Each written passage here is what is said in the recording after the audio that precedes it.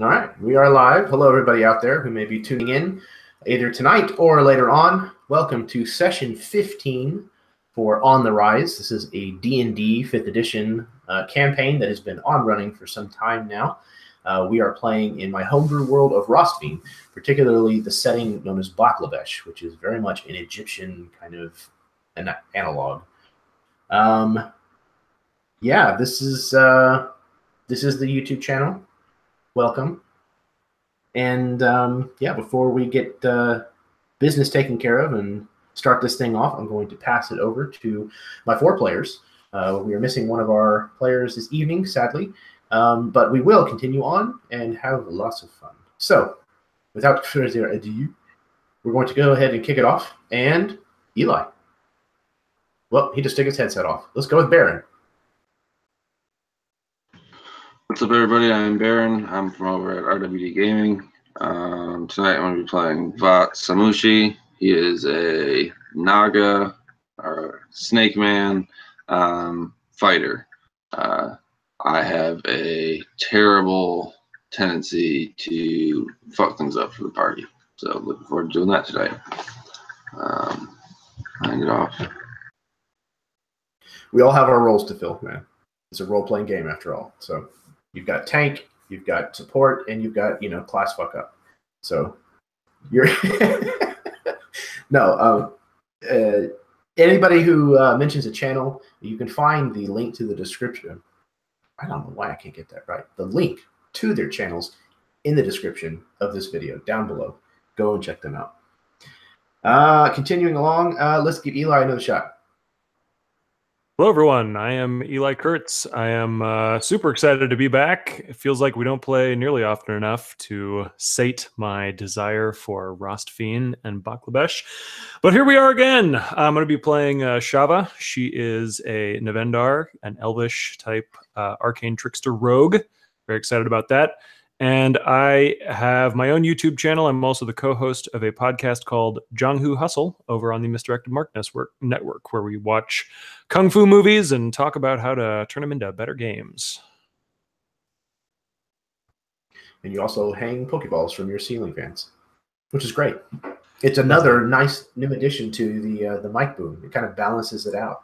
Yeah, I'm trying to figure out how to get this thing a little more out of the thing, but we'll see. If not, it will be balanced. But yeah, these are actually from a surprise birthday party we threw on Saturday for a friend of ours. So got to catch them all.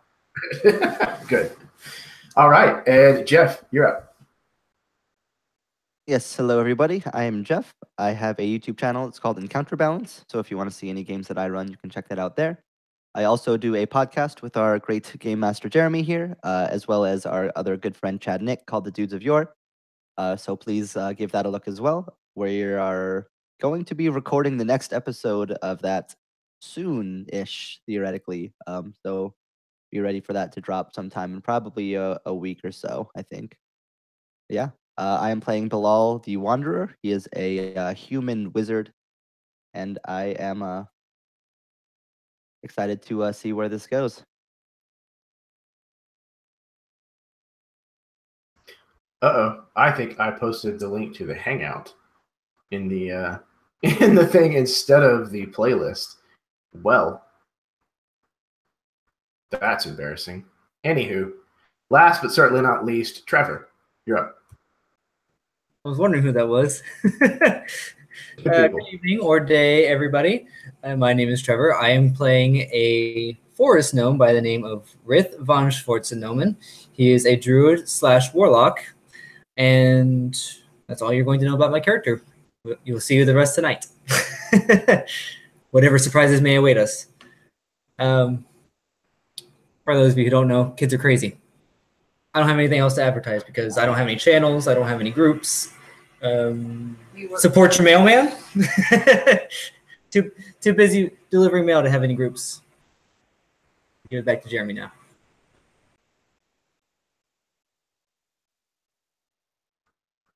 Okay, so hopefully that is now rectified. Man. Good thing there's not a whole lot of people that watch this channel, because otherwise that would get really out of hand. Like in the future, go ahead and try to join. Just have fun with it. But right now, don't follow that first link. please. So, yeah, this is an adult channel, even though it may be ran by children. But we will cover mature topics. The conversation will probably turn to something at least with mature language, although it may not be a mature topic itself. So if that kind of stuff annoys you, you really should just go away. So do you guys have any kind of questions before we begin?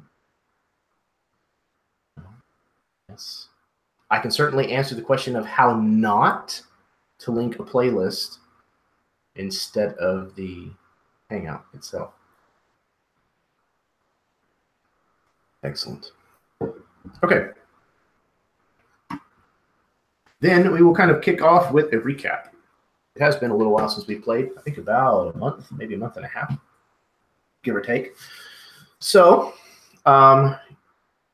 your party has been searching for a location known as the Tombs of Deshara. You have kind of traveled far and wide, trying to find it, and having Vought, who is a Naga, who has kind of been able to guide you this last leg of the journey in the direction of this place, has been very helpful, because the Naga are the people who are the guardians, if you will, of this place, and they have been for some time. Tombs of Deshara is very much kind of a Valley of the Kings type of location, where heroes and pharaohs and people who could afford it have been buried there for some time. And last time you found a series of landmarks, the first of which was the city of the Devouring Dunes, which was an ancient city that had kind of been mostly swallowed by the sands. And within the city, you were told to seek out a place called the Temple Palace. After fighting off some slavers in the Temple Palace, you managed to find your way into a location known as the Passages of Time. And things were very strange and bizarre here. The sands always seemed to pour in through kind of this narrow gorge that you found yourselves in. It had a lot of twists and turns, very maze-like. And the passage of time in and of itself seems to be unpredictable and bizarre. But eventually you did make it out from another landmark known as the Dust Pharaoh's crown.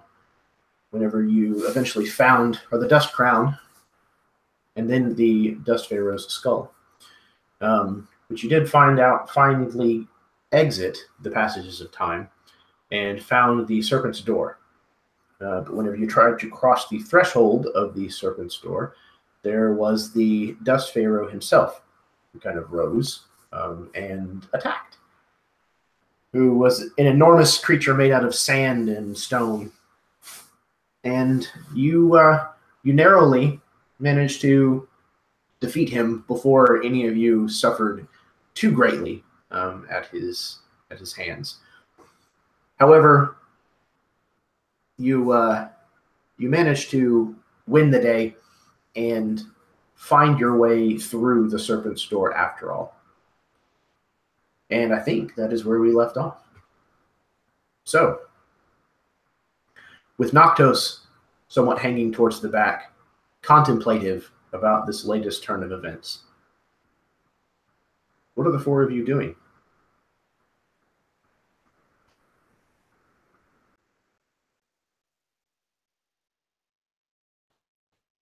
The last thing that happened was us opening the door, or we had just crossed the threshold. Yeah, it's not. Yeah, it's not so much like a traditional door as a kind of a massive archway. So you have kind of crossed up these stairs and passed under the threshold of this large archway, where you had tried to do so before, and that's what seemed to summon the Dust Pharaoh. But after having used some of your blood, that the others were able to cross without further issue. So I mean, I'm sure the 5 of us would have walked over the threshold and down whatever path would lay in front of us. But I mean, I would imagine I recognized all this. Is there anything that I strike as off?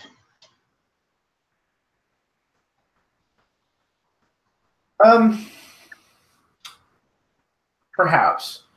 You're probably not used to really seeing a lot of actual footprints because the Naga are snake, that makes sense. from the waist down. Typically, what they leave behind is this kind of winding, shallow trench behind them. Gotcha. So I'm seeing footprints. Yes, and quite a few of them.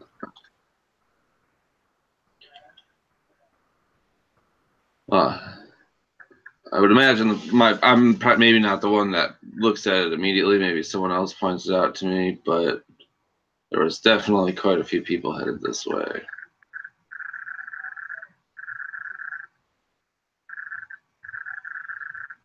So Shava is watching this trail go off into the tomb here, and she also has, with this blood that she's put on of Vots, she's smeared it over her head here so that it's almost like a red kind of hawk's beak that goes down in front of her, and the whole top half of her head is this blood red color.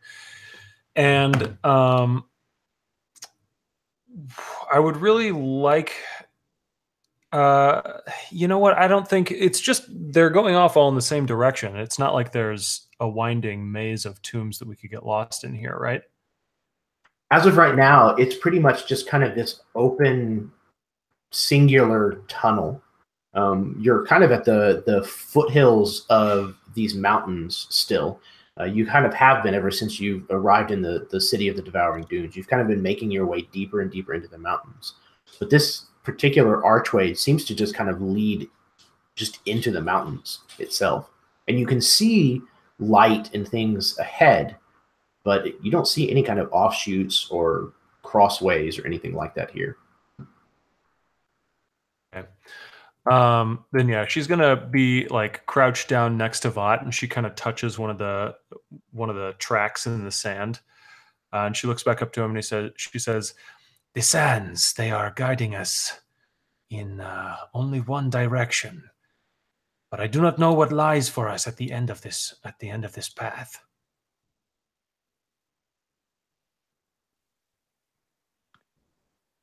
If this is indeed the people that you have said you were following, it seems that these tracks might be theirs.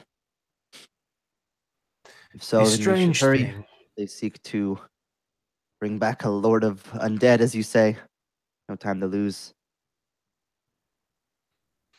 I did not know there would be Naga with them, but then again, I suppose they could not get inside without Naga. And all of you could roll perception or investigation checks if you would like. As the rest of the party is trying to see what's ahead, Red's still limping along behind with the help of Noctis, trying to get caught up. After the last battle, he's starting to fall in and out of consciousness, not sure if he's where he's going or what's going on entirely. At this point, he knows he was smeared with blood, but he's not sure which of it was his and which of it was Vot's. So as he approaches the party, he's going to take a moment to heal himself up. Probably a wise decision. And while Rith is administering a little bit of divine first aid, Vot, you notice this probably because you've seen it before, and Bilal, you notice it just because you have apparently keen eyes or looking in the right place. But both of you notice a few small vials that look like they have been kind of unceremoniously kind of tossed off to the side. The wind and such has already somewhat covered them with sand, but you're able to find these. And Bilal, you can tell, even without really having to pick one up, just getting even a little bit closer to one, that it looks like there may have been blood inside of these vials. Yeah, I think the glint catches off the glass just right, and he can see the glare. And he just happens to be looking in the right direction. But he'll like lean down and kind of brush away some of the sand to look at it. He sees kind of that reddish tint left behind on some of the vials, and he'll look up. Perhaps they didn't need the assistance of the Naga after all. Vials here, they look like they've been used, drained of their contents, but there's still traces of blood. If it were Naga blood, then they wouldn't need any help. This would make sense. My people are much too noble and too honorable to do something of the sort. And how do we explain these tracks in the sand? It looks like Naga came this way. True, but Naga have always come this way. What is more concerning is the bipedal tracks in great numbers. I agree with Bilal, we should make haste.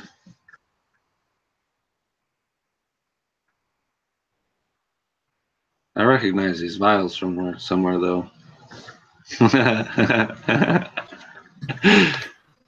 If you do not recall as a player, you were actually largely drained of your blood.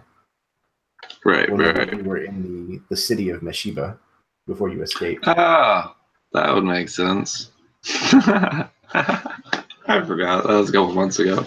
It's been a while. Righto. So that very well could be my blood. What do you mean? Previously, before joining the party, I was ambushed, knocked unconscious for an indefinite amount of time. I was led to believe that they had stolen a large amount of my blood.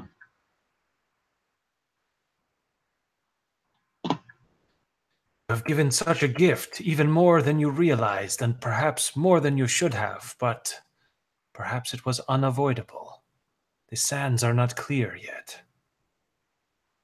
It would appear that the sands have led us down many paths where Vat has constantly been an obstacle. This time, though, it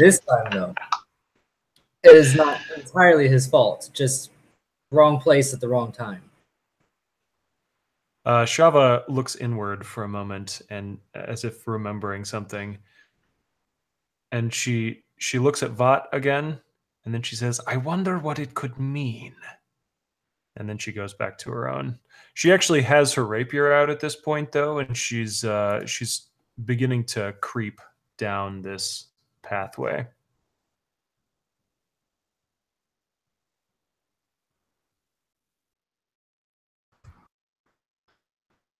So as Shava moves forward down this tunnel, it heads into the mountainside some 100 yards or more before you can see that it opens back up into an enormous cavern.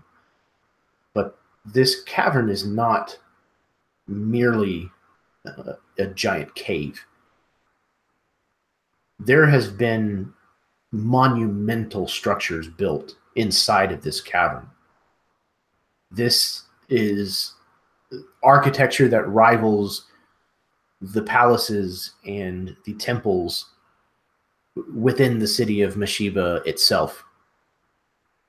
You can see the fires that burn in the braziers situated on multiple levels and in almost every corner in here, that their orange light flickers and glows against the gold inlay that is in these walls and these obelisks towering everywhere you look. And you see these richly dyed blue tapestries and paintings that adorn the walls. Again, not unusual for Baklan architecture. But these are a sigil that most of you have never seen before, symbols that you don't recognize. Vought, of course, you would. However, it's probably been some time since you've seen these. This appears to be a city, a necropolis, if what they say is true. Because if this is truly the place where the dead are housed, there would have to be an awful lot of them here. But not all of the dead here, apparently, are tucked neatly away into their alcoves and tombs. Because the first thing that you notice as you enter this cavern is nearly a dozen dead bodies of Naga splayed out along the ground in the front steps of several of these buildings, weapons in hand or nearby, showing wounds, and some of which appear like the damage may have been caused by necromantic magic.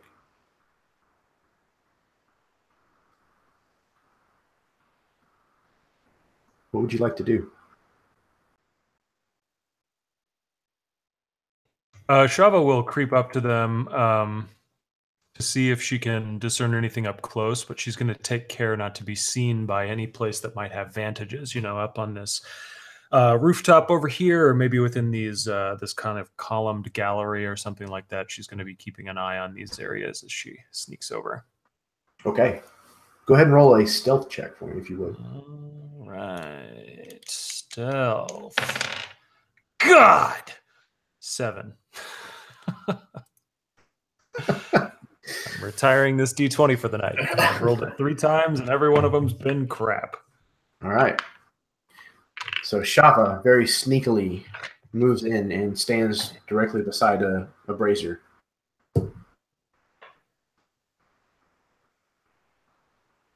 Yeah, and I'm inspecting these dead Naga. Are they?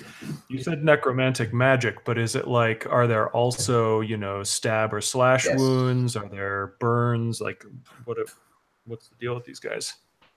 Yes, the majority of the wounds that you find on them are definitely. It looks like they would be caused by bludgeoning weapons. A lot of bruising. Broken bones. You know, the Naga have scales, so there's a lot of the scales that have been kind of split or separated under force. But there's definitely slashes and cuts and things of that nature as well. It's just the areas that have been hit with necromantic magic definitely stand out because those sections are withered and shriveled, almost like the process of mummification started in just one area. It's something that you guys have certainly seen before. Cool. And getting close to them, it doesn't look like they're ready to spring up and attack me. No, they definitely seem dead. Okay. Not undead, but dead. Then I'm going to look back at the rest of the party and motion for them to come forward. Rith is going to very unstealthily call out, Shava, what did you find out about the Naga? Over where Shava is crouched against a brazier, you see her. She's not very big because she's far enough away, but you see her. She goes, and then she turns around and like slinks her way back toward the group. And when she gets back there, she says, "They were all killed. It looked like gruesome deaths to a man." Or to a gnome in my case.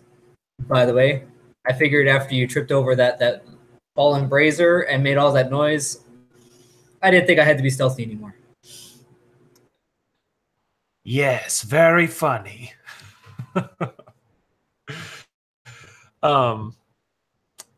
Yeah, so Shava kind of like chuckles at Rith, and then she looks at everybody else. As far as I can tell, the way is clear. If I did not raise an alarm, and if Rith did not raise an alarm, then I do not think there will be one. Then that may be a bad sign. That may mean they are already in the middle of a ceremony or a ritual, and we need to hurry. This would That's be where they're bad indeed. planning an ambush down the line. They've heard the noise. No reason to rush out to us. They could wait for us to come. Should be on our guard. I would be surprised if they didn't already know we were coming with the dust, the Dust Pharaoh outside making all that noise.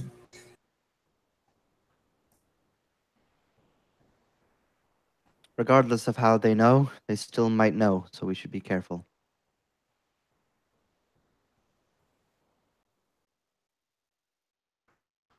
As you begin to make your way deeper into the necropolis,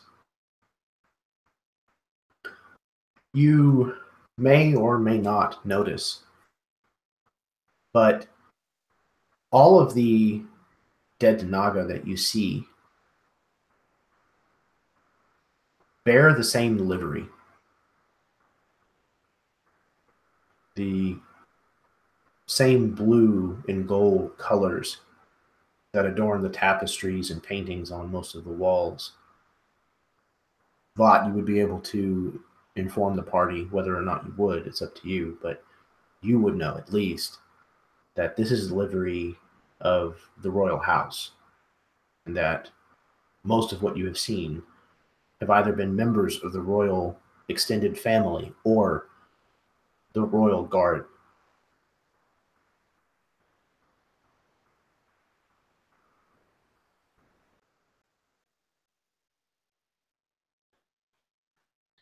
So we've been walking in to this palace, if you will.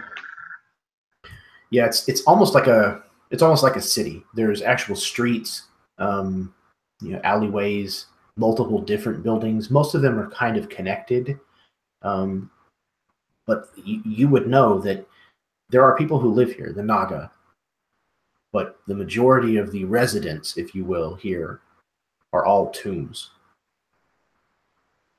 They're just arrayed in a very similar fashion to an actual city. Gotcha. So, and I would recognize these Naga that were slain as members of the royal house or royal guard. Yes, I would say so. Okay. I'm sure that Vought has been pretty solemn, probably reserved, unless the party asks him a question. There's a lot of reluctance to where we're going, but I'm trying to avoid looking at these bodies as we pass, just because I guess it's hard for him to view them as dead, despite the fact that he dealt with dead people a lot. I'm sure he's not really trying to. I don't know.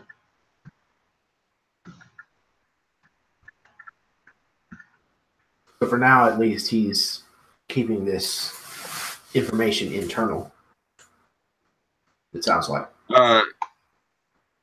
Yeah, I guess he wouldn't really. Yeah, not unless someone asked him.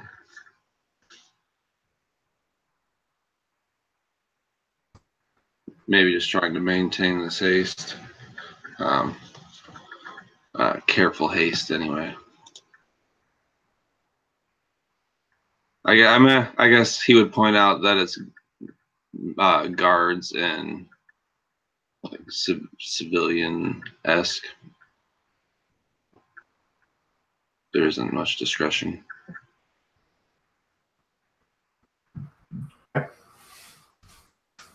So Vought has kind of at least somewhat relayed to all of you the the possible implication that there is something larger at work here than you may have first feared. The signs would say that though the only bodies that you have seen are those of the royal family or the royal guard, they definitely were not the only Naga that were involved in this battle.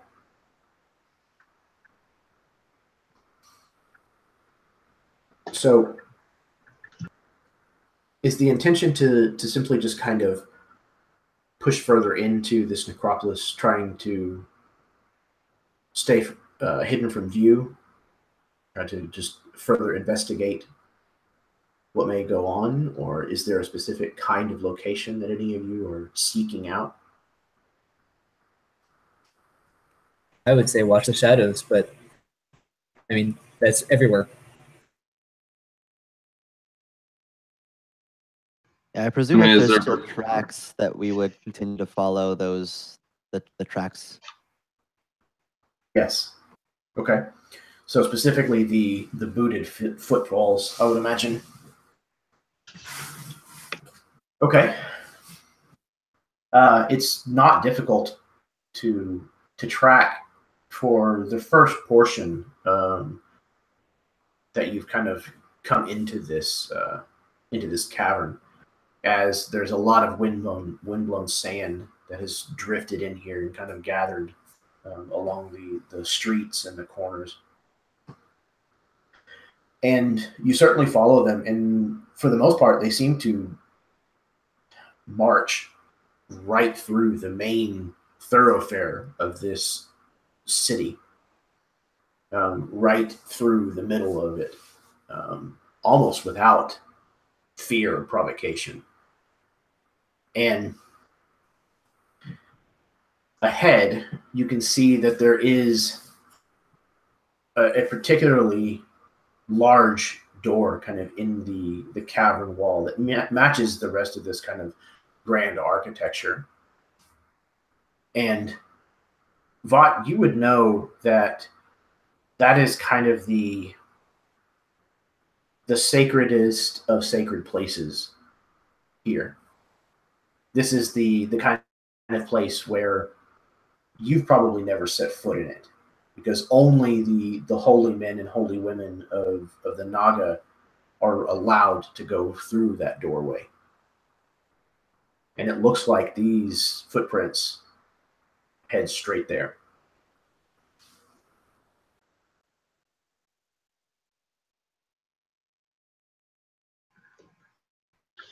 These monsters, they have no respect for tradition. We have no choice but to follow them in.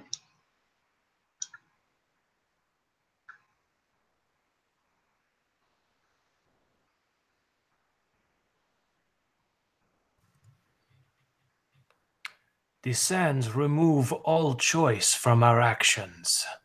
One way or another, we all come to fulfill their design. The only way is forward. And Shava slinks off forward.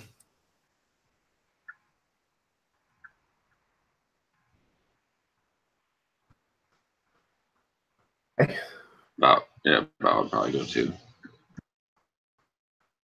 So as your small band presses onward, following this very obvious trail, you start to get the sense that you may not be the only things that are still moving about here in the necropolis. And as you near that large doorway, there are 5 figures who step out from various doorways or balconies, what have you, kind of to stand and block your path. Some of you may not recognize them, at least not all of them. But I would imagine at the very least, Noctos and Rith probably do. Before you, you see Civis in the undead form, as well as the wind caller who died alongside of him. You also see Sigrid, her flail and shield held ready. You see Khalid, his daggers drawn. And amongst them, the undead form of a gnoll known as the Ink of Meshiba. The five of them seemingly no longer a part of the world of the living, and now instead amongst the ranks of the undead. And they seem to be intent on blocking your passage forward. So, as they are not currently rushing forward to engage you, what would you like to do?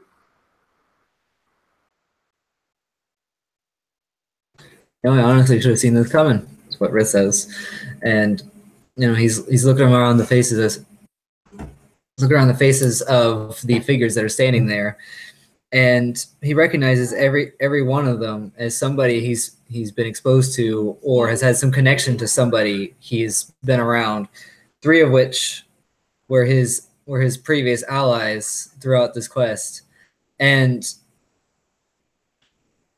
internally he says, and not to anybody out loud, that he knew them in life, but in death they are not who they were before. The memory of them died as they did, and he prepares himself for combat.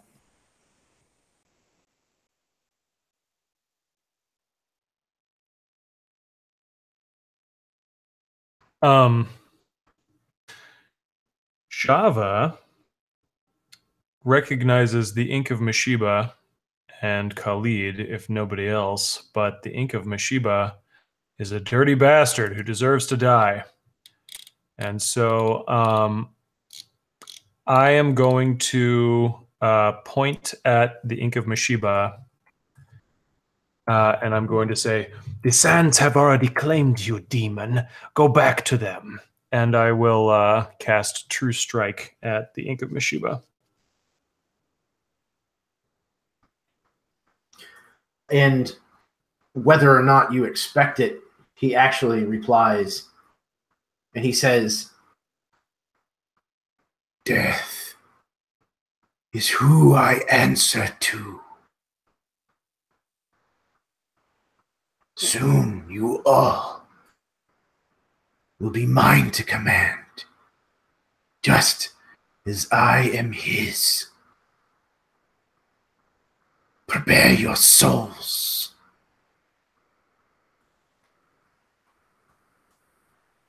In Navendar culture, there is a highly obscene gesture. It's pinching your nose and shaking it at them. And that's exactly what Shava does to this guy.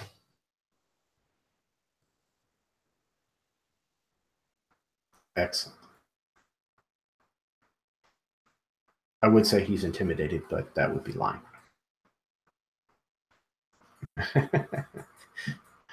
Is there any other witty repartee that anybody wishes to sling at these nefarious individuals? No? Okay. Bot would draw his sword in preparation, but... All right. With intentions made, go ahead and roll initiatives, please. Look at Jeff. He's all chomping at the bit and ready to go. I like it. I knew where that was going like 10 minutes ago, so I'm like, I'm just rolling this now. God, I hope it wasn't 10 minutes ago.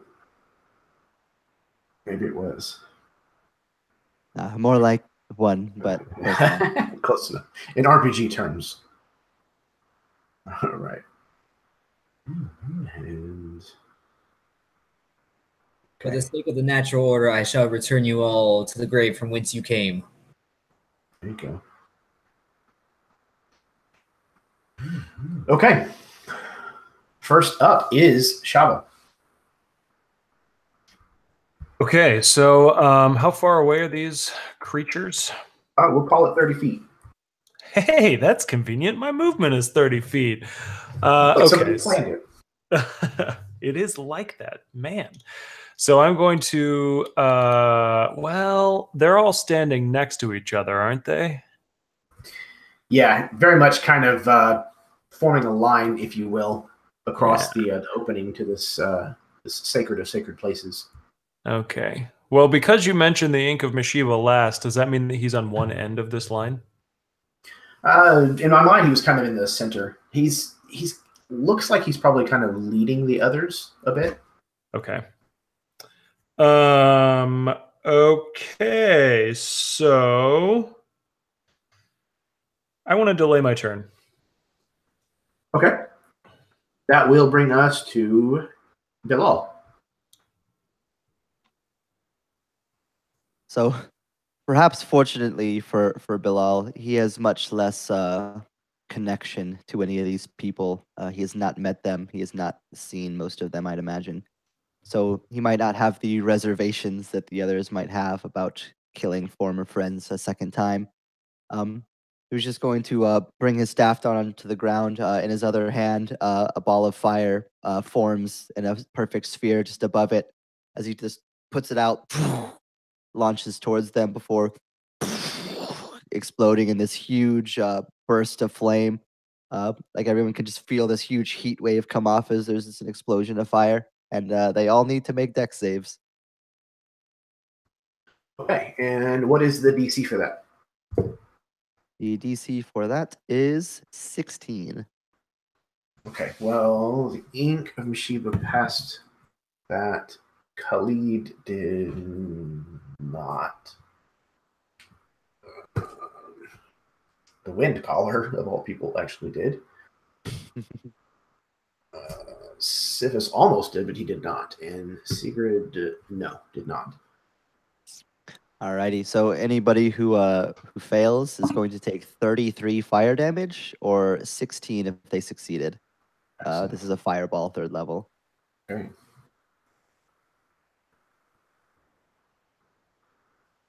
All right, so Sigrid failed. It was 33? Okay. Correct. Cool.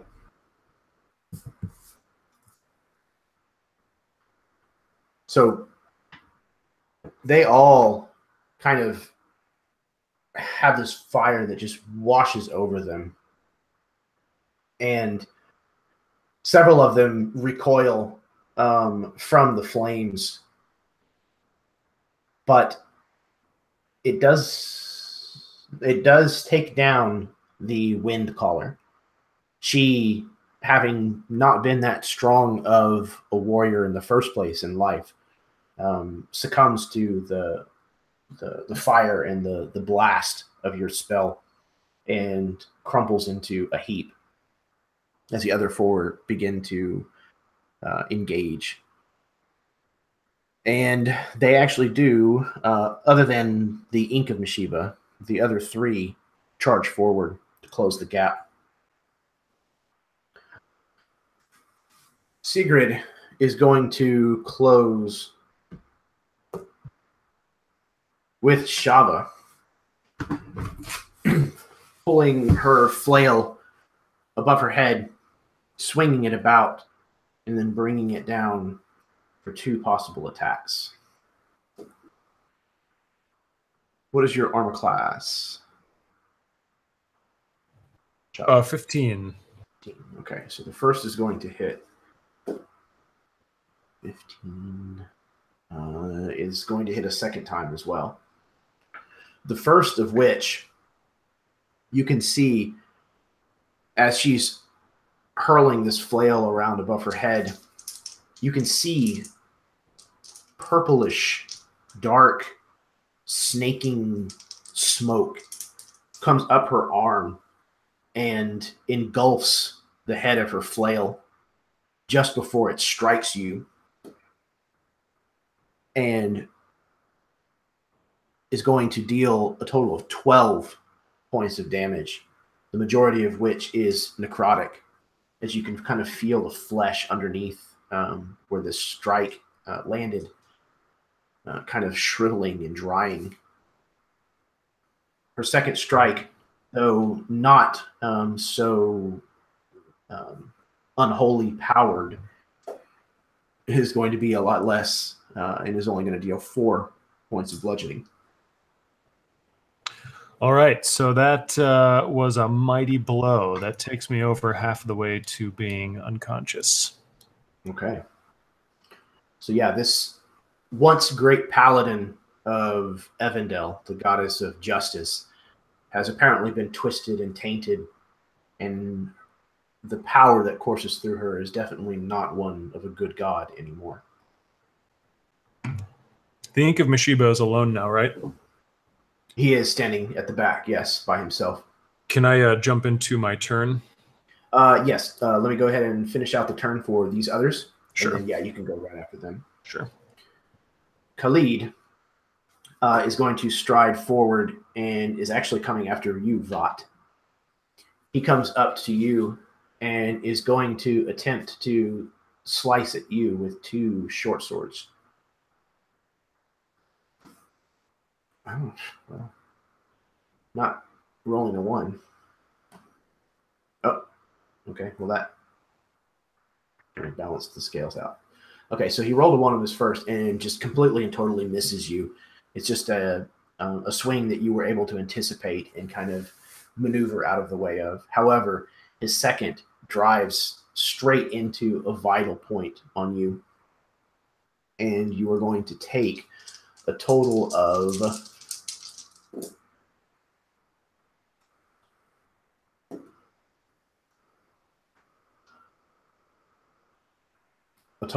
13 points of damage as he gets you probably just between the ribs. Yeah, it's not very... I feel like I'm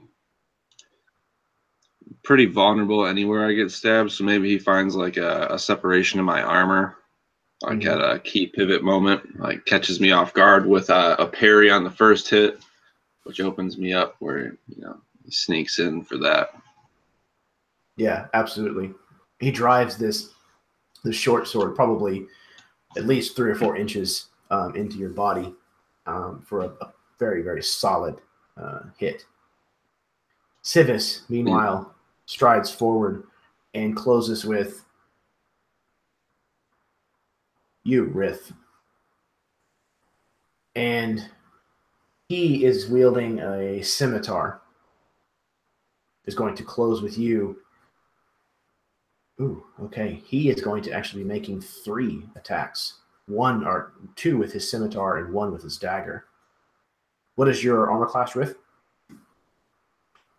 1. 16, okay. The second is also a miss. The third with his dagger is a miss as well. Okay, so he closes with Rith and is trying to swing at this gnome, but apparently just the short stature of Rith is something that Civis, the living, may have been accustomed to, but apparently Civis, the unliving, is not. So that finishes them out. Shava, you may go ahead and take your turn now. I want to say that he's probably still... all the alcohol he drank in life probably followed him to the grave. Perhaps he's drunkenly staggering around still. All right, so Shava has just been... she's had a rapier out, and she was focusing on the Ink of Meshiba, and then Sigrid is this woman's name? Correct, yes. Sigrid comes charging at her and catches her off guard and manages to bring her blade around and hack right in the shoulder here before Shava can really react to it. She manages to block and keep it from being a lethal blow, but she's still pretty hurt up in her shoulder. But she still manages to... there's a lull in the combat. Sigrid steps back with her blade raised, and Shava actually like braces off of Sigrid's bent knee and does a backflip away from her. This is a bonus action for disengage. And then I'm going to move over to the Ink of Meshiba and attack with advantage because I have True Strike on him. Cool. So that is... God. That's going to be 14 to hit. And it glances off of his studded leather armor. Okay. Just not quite being enough to penetrate his defenses. Alas. It is, however, his turn now. And now that Shava is standing toe-to-toe with him, he is going to attempt to return the favor. And he draws his short sword and is going to, it's kind of a short khopesh, going to make 2 slashes. I'm going to use my Lesser Portent to make one of these the first attack a 4 on the die. Okay. It will absolutely miss.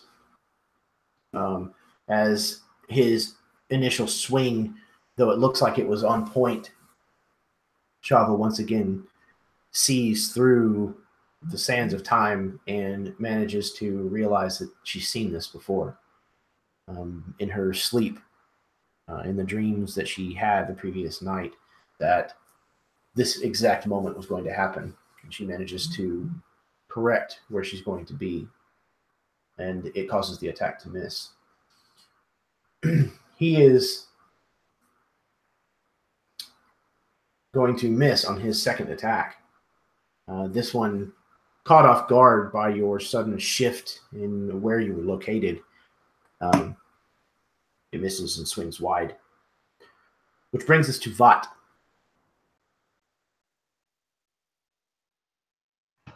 So Bot just took a short sword to the side. He's got the other blow parried. What I picture in my mind is like getting stabbed. He would kind of like immediately relieve pressure on the parried sword for a first attack, which I rolled already, and it was a 23. And who is this against again? Khalid. Khalid, yes, that will hit. This is just a horizontal slash with 2 hands for a total of 12 damage. And the second is going to be like back across his probably body at like a diagonal. I rolled an 18 for that one, which will also make contact. For a total of 8 damage. Did not quite take him down. 8 damage. Okay. Your second strike, however, will finish off Khalid. So describe to me what that looks like. Very reminiscent of like a viper striking. Just 2 very, very quick, keen slashes. I haven't been in my element for a while, but this is definitely where I thrive. So as he kind of he doesn't bleed when I slash, and maybe like the dust flecks kind of fly off him as I rip into him pretty bad, kind of just dropping him to the ground in a heap, and maybe leaving his sword for me to remove and drop on the ground as well. Excellent. Yeah, his bones collapse to the ground within the tattered remains of the clothing and armor that he was wearing. His skin kind of leathery and cracking as under the weight of his own body. Rith, you're up. All right. Sivis, Rith's former comrade, having closed with him, Rith has already separated himself emotionally, so he feels no remorse in attack and striking the body of his of his former comrade. He looks Civis in his cold, undead eyes and says, "May the hand of death return you to the sands from whence you came." And he casts Chill Touch for a 15 to hit on Civis.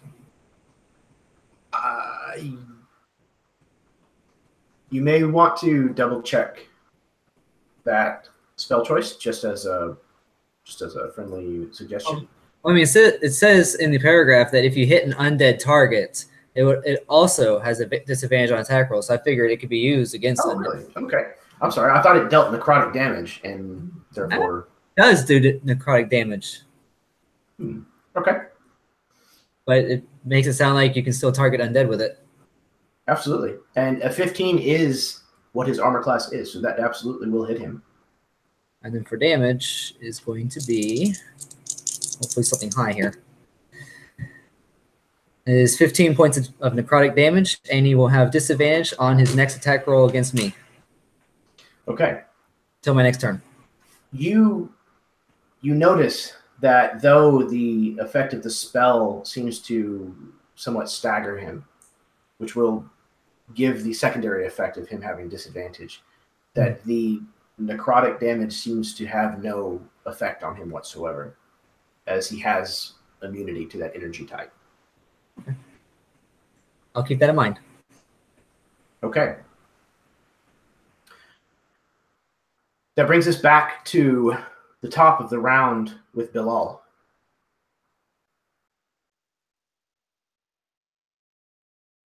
Isn't Shava at the top of the order? He had postponed his turn, or her turn, so it moves him in the initiative order. It's because he delayed his entire turn instead of just readying an action. Okay, fair enough. So Bilal is going to kind of breathe a quick sigh as none of these people have engaged with him, which gives him affords him a little bit of mobility. He's going to kind of work his way so that he can kind of take in the crowd in front of him, holding out another hand, which begins to glow a flame as another sheet of fire is going to rush out. It snakes around in like these tendril patterns, which go around his teammates, sculpting the spell with one of his wizard abilities. And the three of them that are immediately in our area, or I guess two of them now, are going to need to make dex saves again.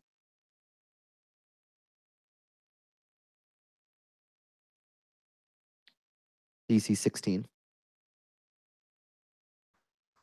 Okay. Sigrid absolutely failed.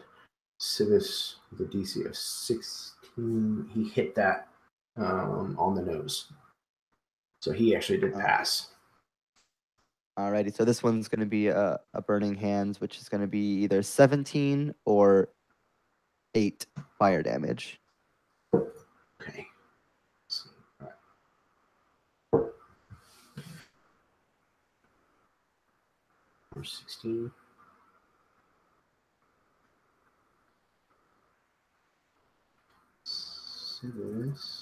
Nope. Okay. They are both still up, though there are parts of them that are certainly smoking and possibly even on fire.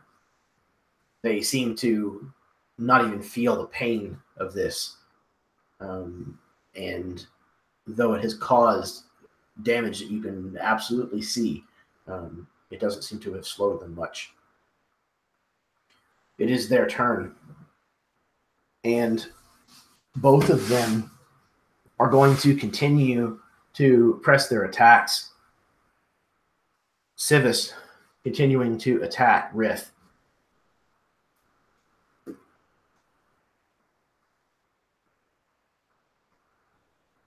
With a hit. A hit. And golly, a hit.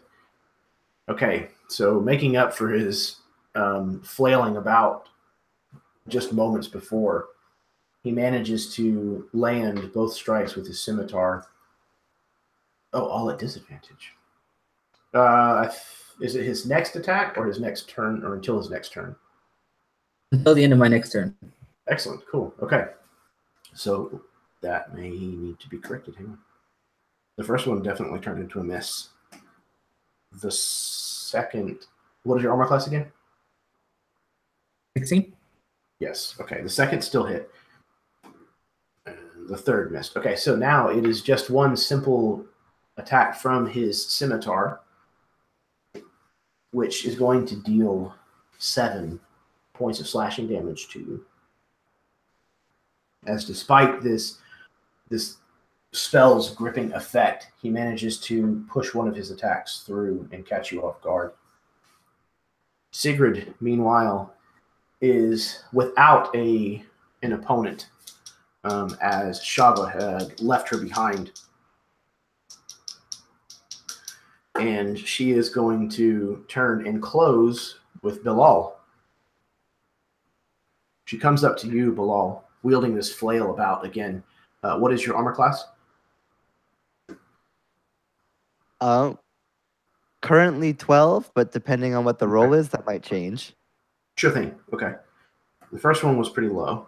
The second one, however, is going to hit you unless you have a shield. I'm assuming is what you're talking about. Yeah, so if the attack is less than a 17, I'll use a reaction, but it'll just... Okay. Yes. It is higher than a 12, but it is not higher than a 17 on the second one. Yeah, so she goes to strike, and the attack would like surely be a hit. It's headed right for him, but he brings up the staff in both hands, and as he does so, there's kind of a poof of some smoke, and as a blast kind of knocks the flail off of its course, sending it crashing down just next to him, barely managing to avoid it. Yeah, absolutely. There's kind of this almost a pop alongside it as it looked like she was starting to use the same snaking purple energy that was making its way down the chain to the head of the flail. Okay. Shava, it is now your turn. All right, so let's see here. For my action, actually, I guess I'm in... if I cast a spell in melee range, then it's going to provoke an attack. Is that right? No. However, if it is a ranged spell attack, you have to make it at disadvantage if you are engaged in melee. Okay, cool. Yeah, I'm not attacking him. So I'm engaged in battle against the Ink of Meshiba, and I'm using my rapier to fend off its blows. And then I'm going to take my hands like this and just move them across in front of me. And behind me, there's this stone platform that's maybe 6 feet or so off the ground. And underneath it is this like tunnel entrance type thing. Not so much a tunnel proper as it is like just a space underneath this platform that's held up by these gigantic stone blocks or whatever. And an illusion forms where it looks like there's sand pouring off of the top of this platform over this opening. But really it's just my illusion magic. And then I'm going to dive away from him and then use my bonus action to hide underneath this platform. So I think at least breaking melee will provoke an attack of opportunity. You are not using your bonus action to... Oh, okay, because I see. Yeah, I've got to use my action to cast the spell, so my bonus has got to be hiding instead of disengaging. Okay. Yeah. Okay, so he gets some kind of saving throw if he interacts with it, I think. Yes, yeah, it's a intelligence investigation roll against my DC 13. Okay, so he's going to see if he buys it. It's a 13. He missed it on 1 point. Okay. So he actually goes to kind of swing at you as you're starting to kind of pull away. And as he does so, he kind of sees the sand coming down kind of at the last minute and instead brings his blade up to kind of shield himself from some of the sand deflecting where it falls instead, leaving you to pull away from him. Cool. And then what is your stealth roll? My stealth roll is, God. Well, I rolled a 1, I'm going to be finding another D20 tonight. I got a 7 total. Okay.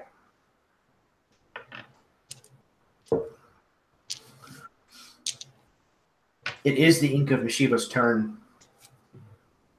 He, seeming to at least be convinced that you are dealt with, for the moment at least, is going to turn his attentions to Bot and closes with the Naga. And as he does so, he tells him, "You should join the ranks of your kind. Follow the true leaders. Will you stand with me?"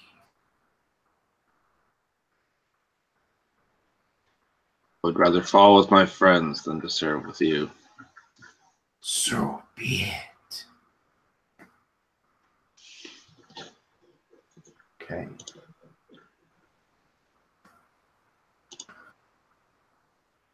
Your AC is 16? Is that right?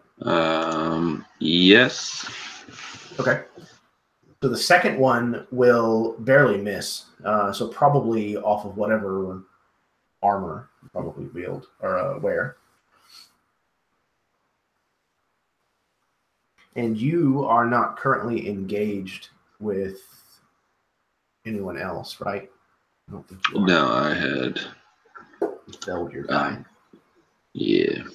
Okay, so this is going to deal 4 points of piercing damage. However, it rot my flesh from the inside out. close. Ah. You need to make a Constitution saving throw, if you would, please. Oh dear.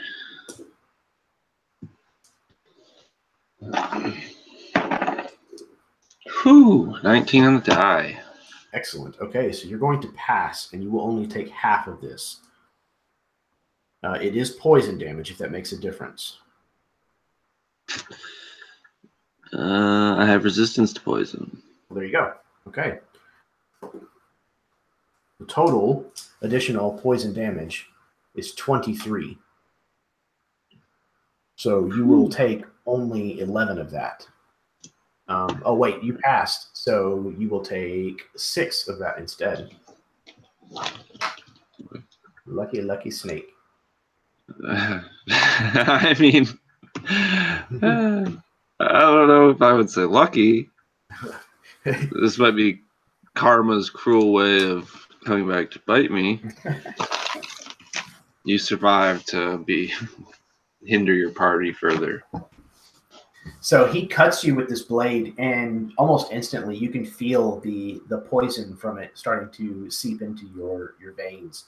However, poison is something that runs through your body anyways, at least venom, and therefore your natural constitution is a little stronger, and you manage to shrug off most of it. Vought, it is now your turn. Okay, so I am currently going at it with the Ink of Mishiba, who just got a nasty slice into me. I would only think it kind to return the favor. So I'm going to attack him twice. The first for 22 and the second for 18. Both of which will hit. Perfect. The first one will do 12 points of damage as he kind of had slashed into me. I had like an overarching like sword slash coming at him for the 12. And then as I had followed through, I kind of did a similar motion to the way I had dealt with Khalid for another 8 points of damage. All right, so yeah, you land these 2 successful swipes across him, and you've laid him open. You've killed most living things probably with such blows before, but he is no living thing, and he is still standing. Oh yes. Well, with that, could I use my action surge? Yes, you absolutely can. And I guess I'm not super keen on the mechanics that allows me to attack twice again, or just the once. It gives you another action, and if you wish to do so, you can take the attack action. But because you have extra attack, every time you take the attack action, you can attack twice. You get 2 attacks. So, yes. Okay, perfect. Then, kind of in one fluid motion, I got an 8 on the die for a 14 for the first one. That, however, is not going to bypass his armor. It'll glance off of him. So this one kind of maybe even slides off one of his Kopesh's. The second one, 9 plus 6 for 15. That, however, is the magic number. And learning from your mistake seconds before, you correct and land another blow. So this whole process taking place in 6 seconds is very fast. There's like a few gleams that come from my direction, and like a ching from where our swords had met quickly. And he's probably one of the few people that could have parried this technique. This is like a traditional Naga technique, and it's like very reminiscent of a star. And I'm going to do a total of 9 damage on the last one.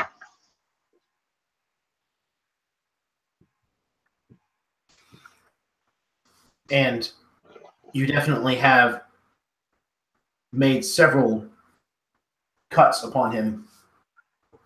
And he has felt the presence of your martial prowess. However, he is still in this. Riff, it's your turn. Seeing that his chill touch hardly even staggered Civis, as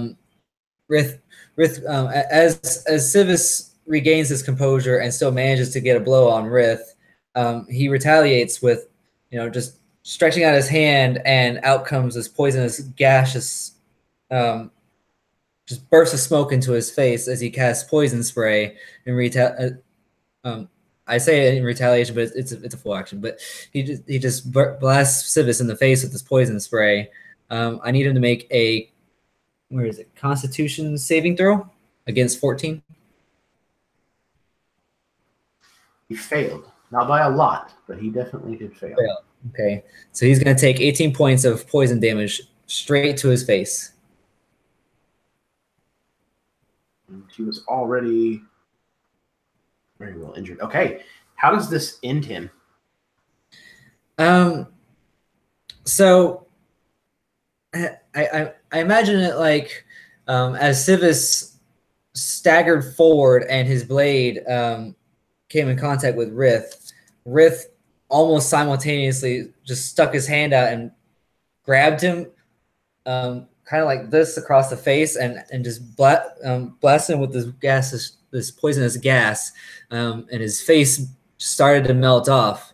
In the midst of Civis's flesh melting under Rith's grasp, Rith also, as a bonus action, went to use Wild Shape to become a dire wolf. But because he had a handful of rotten flesh, he now takes on the appearance of an undead dire wolf. Appears undead without any of the stats. Nice, dude. That's fantastic. Take a point of inspiration. Thank you.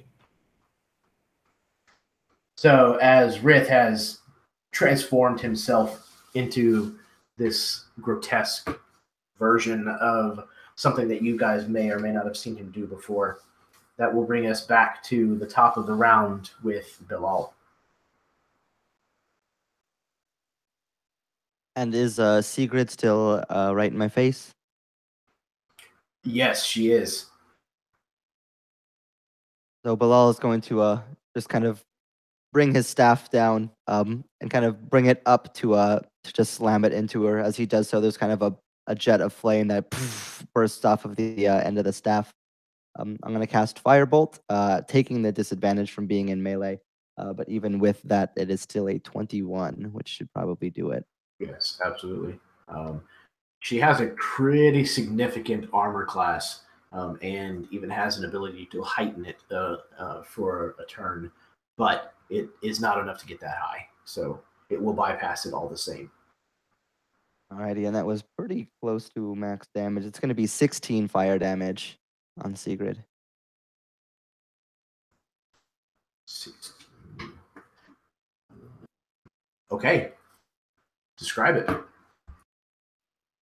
Yeah, so imagine like her flail's been deflected, it like thunks into the ground. She like is going to bring it up again as this kind of staff just like smashes just probably just under the breastplate of her armor.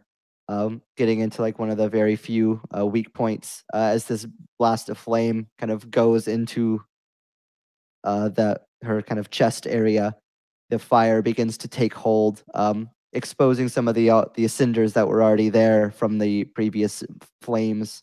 I imagine like the undead dry flesh just ignites, the fire slowly spreading further and further out and inside, kind of slowly making its way up through her torso and down through the rest of her body, just kind of slowly burning the skin to ash. Yeah, and I almost imagine like she's still kind of somewhat moving as this is happening, and she's kind of slowing down, and then eventually the ash kind of is fully taken over, and then she's just almost just kind of this ashen statue before she crumbles under her own weight.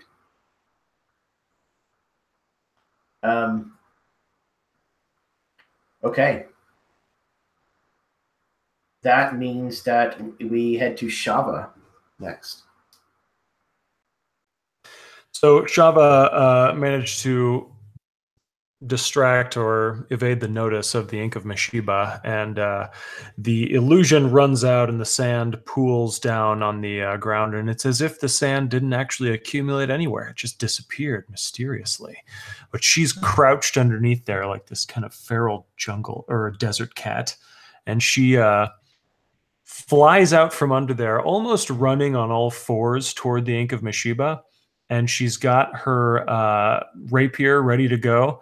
And she leaps into the air, and she's going to try and stab it right down into the throat of this nasty dude. So someone else is engaged with him, right? Yes. I am. I guess even if nobody was, I'd still be surprising him, so I'd get advantage on my attack. So here we go.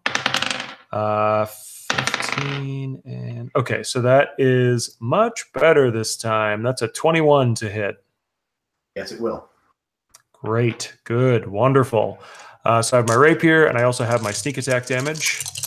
And so that is going to be 6, 12, 17, 20 damage total against the Ink of Meshiba.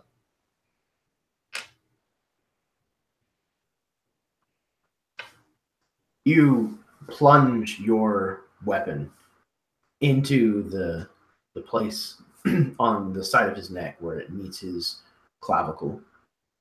You easily, probably without necessarily even intending to, bury your blade to the crosspiece because there's just simply not enough resistance in his corpse to stop the blade from sinking that deep. But instead of him collapsing under the weight of your blade, he simply turns to you in what would be a snarl if he had lips left to hide his teeth. It is his turn. He is going to be making an attack on you as well as on Vought. Shava, you're up first.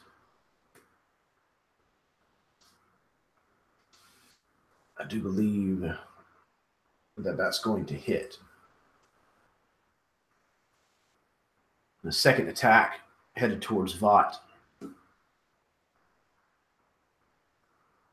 is also going to hit. Okay. I think I knowing that this no, never mind. Hit me. All right, Britney Spears. So we've got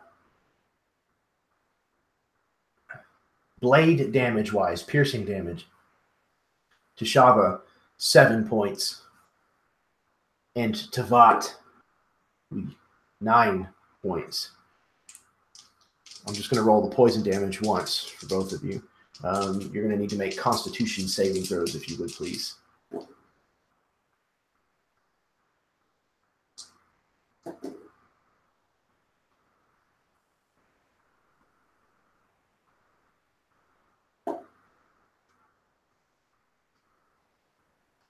Okay. Vought, you passed again. Shava, you did not.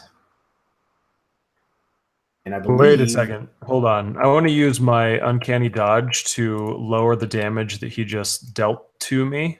Okay. It would cut it in half. So would that be 3 or 4? Do you round up or down? I think you can, unless I'm mistaken, I think you can have the whole thing. But I usually handle it to where I always round in the party's favor. So I round up for bad guys and round down for good guys. Okay, cool. Thank you. So that brings me down to 5 instead of 1. That is much appreciated. Jeff did confirm you can actually use it on the whole lot of damage. So with the poison damage that's about to income, that's coming in, you might want to hold on to it whenever you've got all of that coming in. You know, I will do that. Yeah, that sounds great. Because total, it is 23 points of poison damage again. Hold on. Okay. So 7 plus 23 is 30. So you can take that to 15. So instead, I'm at... hold on. God, I need a calculator for this damage. Sorry for the siren in the background, by the way. No worries. I am at -7, so I guess that takes me down to 0, and that's how that works, or yeah, what? Yeah, you stop at 0. Okay, cool. So one of the most feared, one of the most notorious assassins that has ever lived, and apparently even one death couldn't stop him, has struck again, and this incredibly potent poison has felled Shava.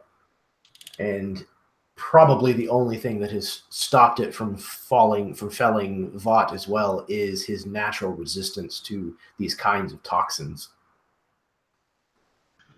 Yeah, I look very... I've seen better days.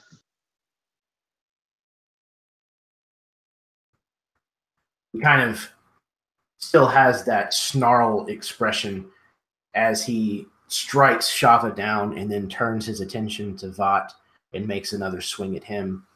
I imagine my rapier is still stuck in him, just to... Yeah, probably. It's probably still sticking out of his clavicle. It's like a sick little, like, cocktail skewer almost. He definitely seems like, though he is incredibly injured, that he's not giving up yet. That was the Ink's turn. Vought, you're up. So I'm probably like bleeding pretty bad here. Probably holding some wounds with my sword in one hand. I'm going to use my bonus action to regain some health. My second wind. For a total of 8 health.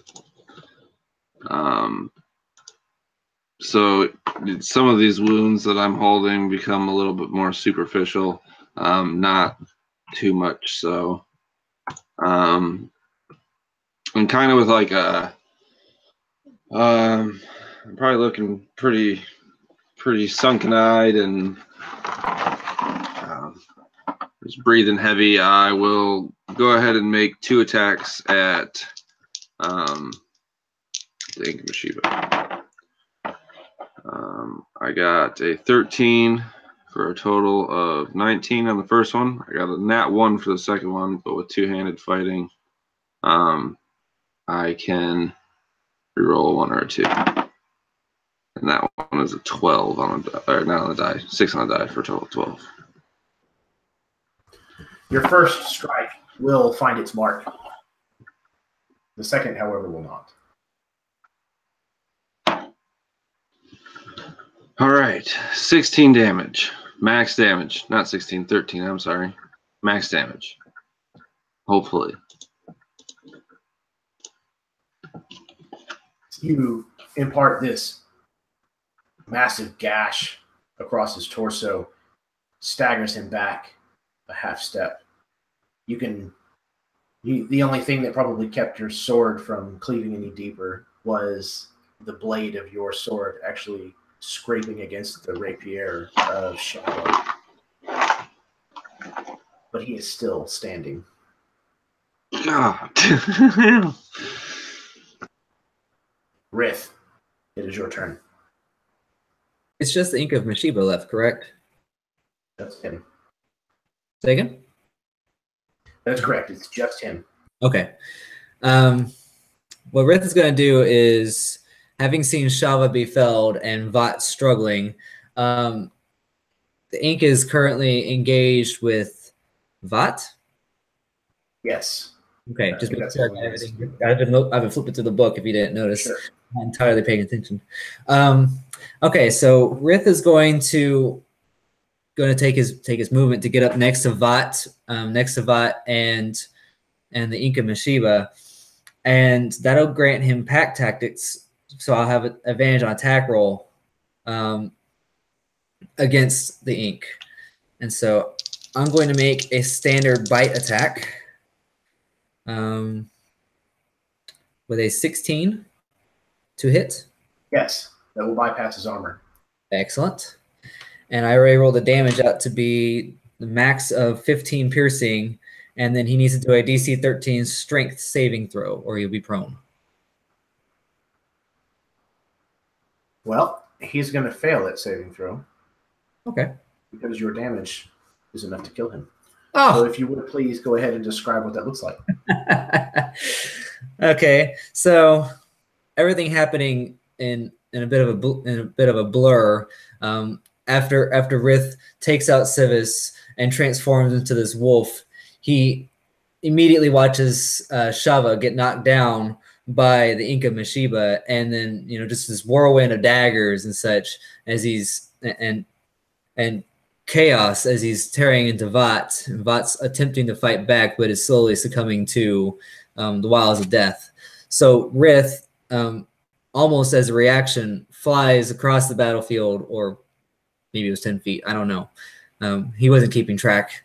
So he comes across the battlefield and tackles the Inca Mashiba to the ground, and I imagine hits the rapier in the process and drives it deeper through him, possibly to whatever holds his connection to between life and death, and returns him to the realm of the dead, essentially. Absolutely. He collapses kind of under the combined weight of these last several strikes, and the powers of your sinuous, exposed musculature bite. And he collapses down to the ground and is no more for the second time for some of you to witness. And hopefully the last. Hopefully the last. You are rid of any obvious opponents. Able to, it appears, move forward.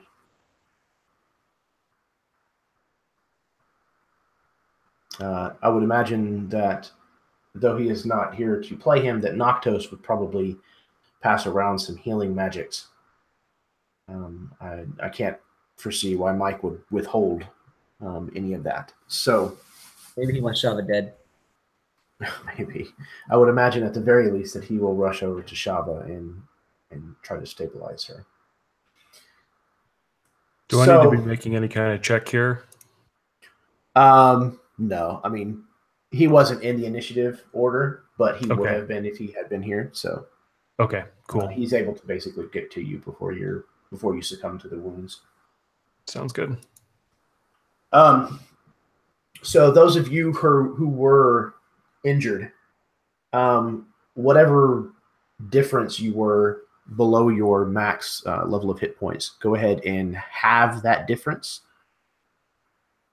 So you're back up between where you were and where you should be if you were at max, if that makes sense. So in the case of Shava, you would be at half hit points. Okay, cool. Thanks. I was scratching my head. I explained that in probably the most confusing way possible. Essentially, if you were down 10 hit points, get 5 back. If you were down 20 hit points, get 10 back. That's the gist of what I was getting at.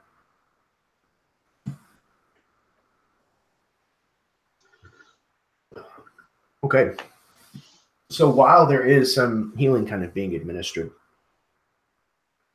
and there is whatever amount of discussion that is taking place of where to possibly go next.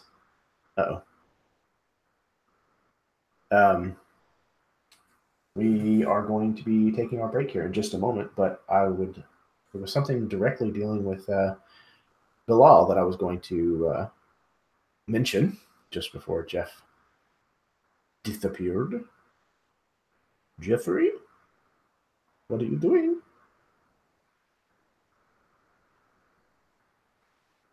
So don't forget to tip your waitress. The veal is delicious. We'll be here all week. Hopefully you're all enjoying yourselves. Hey, the stall. It worked. Excellent. Bilal, while this healing is kind of being administered and the group is kind of discussing exactly what the next step is, Bilal, at some point you wander past one of these kind of causeways, these open-aired hallways that disappear deeper into one of the necropolis buildings. And as you do so, you hear a voice inside your head. You are so close, my son. So close. Come, find me. Feel the embrace of your father.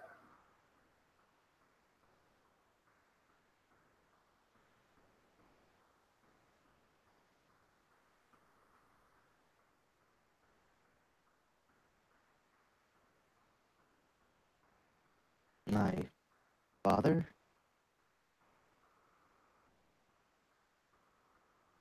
Yes. Not a father in blood.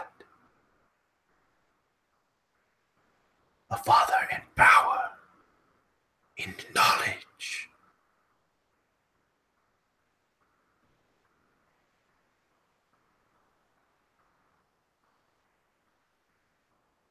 What sort of power? The power that mortals cannot comprehend. The knowledge of ages.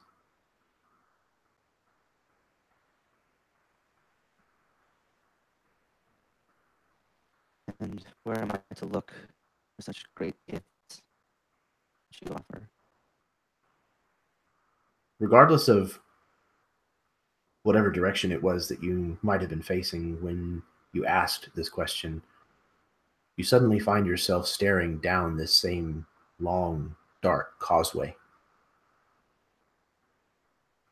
Almost as if this were the direction the voice were coming from.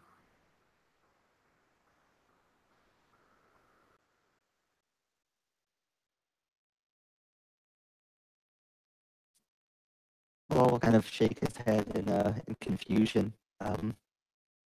He's been hearing this voice on and off for the last little while now. He's not quite sure what to make of it. It seemed to try to is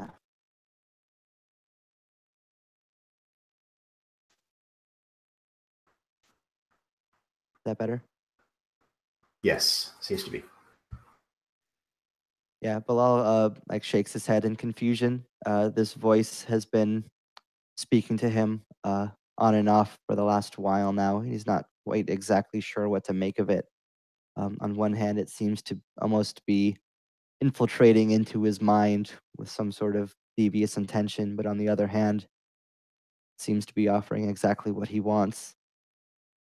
And he would just kind of shake it away, seeing as it kind of has fallen, just staring down the dark of this causeway.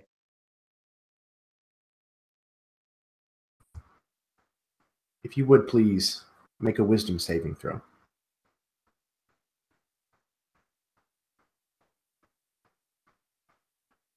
That is a 15 on the die, so a modified 20. Excellent. You are able to indeed shake off this intrusion, if you will. And the voice has grown silent. You hear it no more.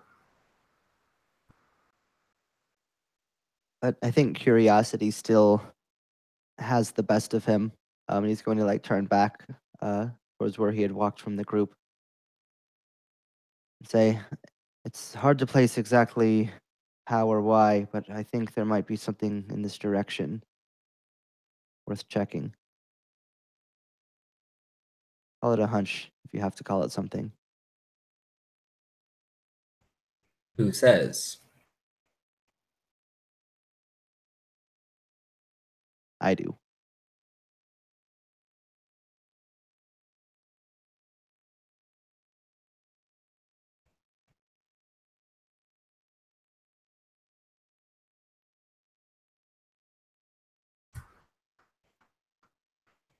So, Sorry. Would I know of anything that's down that direction? when he indicates this particular causeway, this particular wing, if you will, of this necropolis, you realize that, especially with it being as near to the holiest of holy places, that this is one of the original parts of this necropolis, one of the first parts that was ever built. And the tombs that would lie down this causeway would be beyond ancient, probably further back than most records go. Further back than the Order of Guardians of Vat?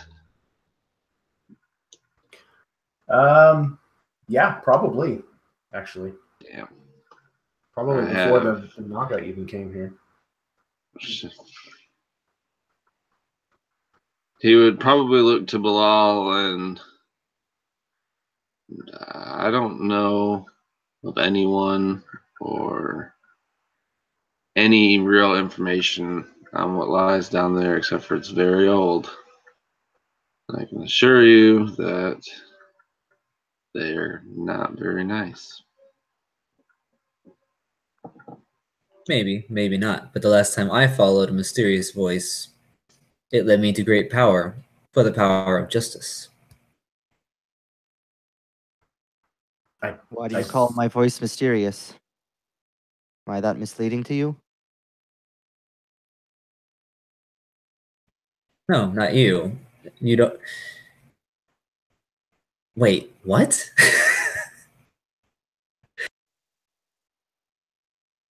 Yeah, I don't think Bilal actually mentioned the fact that he had heard a voice. Yeah, I've never said anything about a voice. Yeah. So that would be unknown to your characters. Oh, okay. Sorry, I didn't mean to say voice. I meant to say a hunch. So the last time I followed a mysterious feeling, an unknown hunch, a gut instinct, if you will, it led me to great and powerful things.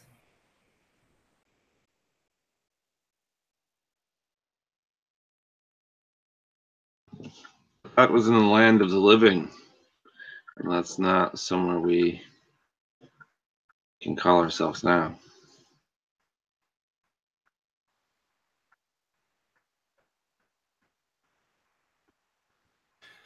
We have been beyond the land of the living twice now. There is nothing of interest there. It is extremely overrated.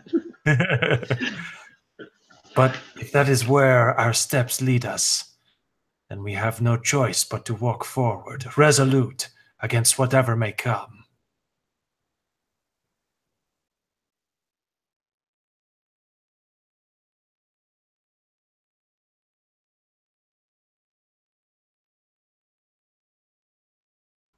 Well then, let's see where these sands of yours will lead us next then. At the very least, it should prove interesting. Sands lead into death, and into death only. As do all paths. We'll end up there eventually, no matter what.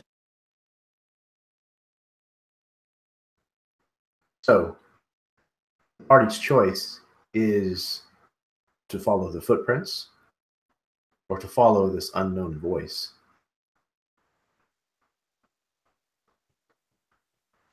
I'm up to the voice. Bilal has proven himself a competent comrade. I would definitely accompany him if he decided to follow that direction.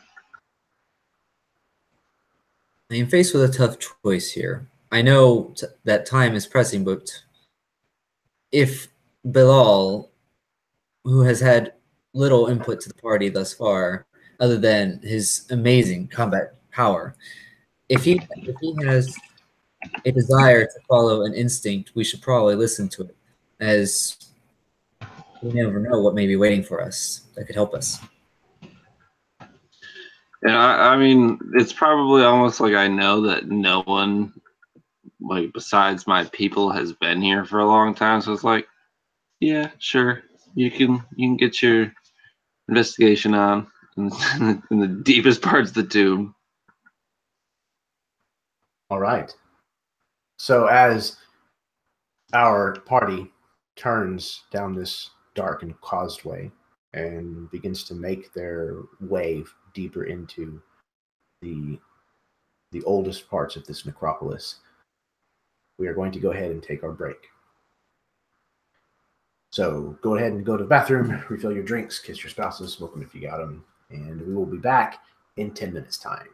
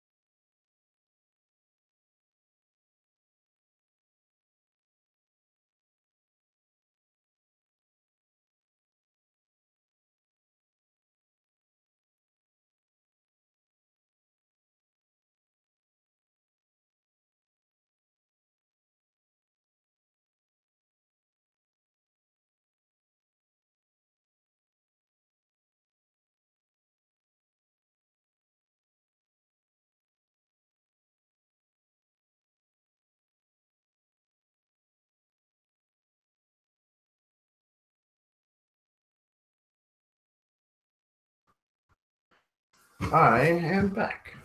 Hello, everyone. Thank you very much for those of you who are tuning in this evening, or if you are tuning in the future, thank you very much for giving us your considerable time, as I know that these things tend to run on the lengthy side. So I very, very much appreciate you guys tuning in and giving us a watch. There are some new videos on the channel. I've just started doing some shorter videos that are something aside from these live plays. I highly encourage you guys to check them out if you're into that kind of stuff, where I talk about RPGs and crafting eventually. As of right now, the only ones that are uploaded are the answers to the questions for the My 30-Day World challenge that has been put out by the Absolute Tabletop Gang. It's been fun to do those, but it's also been taxing to make sure that I get them out on the regular. So hopefully I can keep up with it. I'm excited to see some crafting videos, though. That's going to be awesome. I can't decide if I'm going to start with things that I've already crafted and just do still images with a voiceover, or if I'm going to try to hop right into actually crafting on camera, which is something I've never done before. So, we'll see. New waters. Mm-hmm.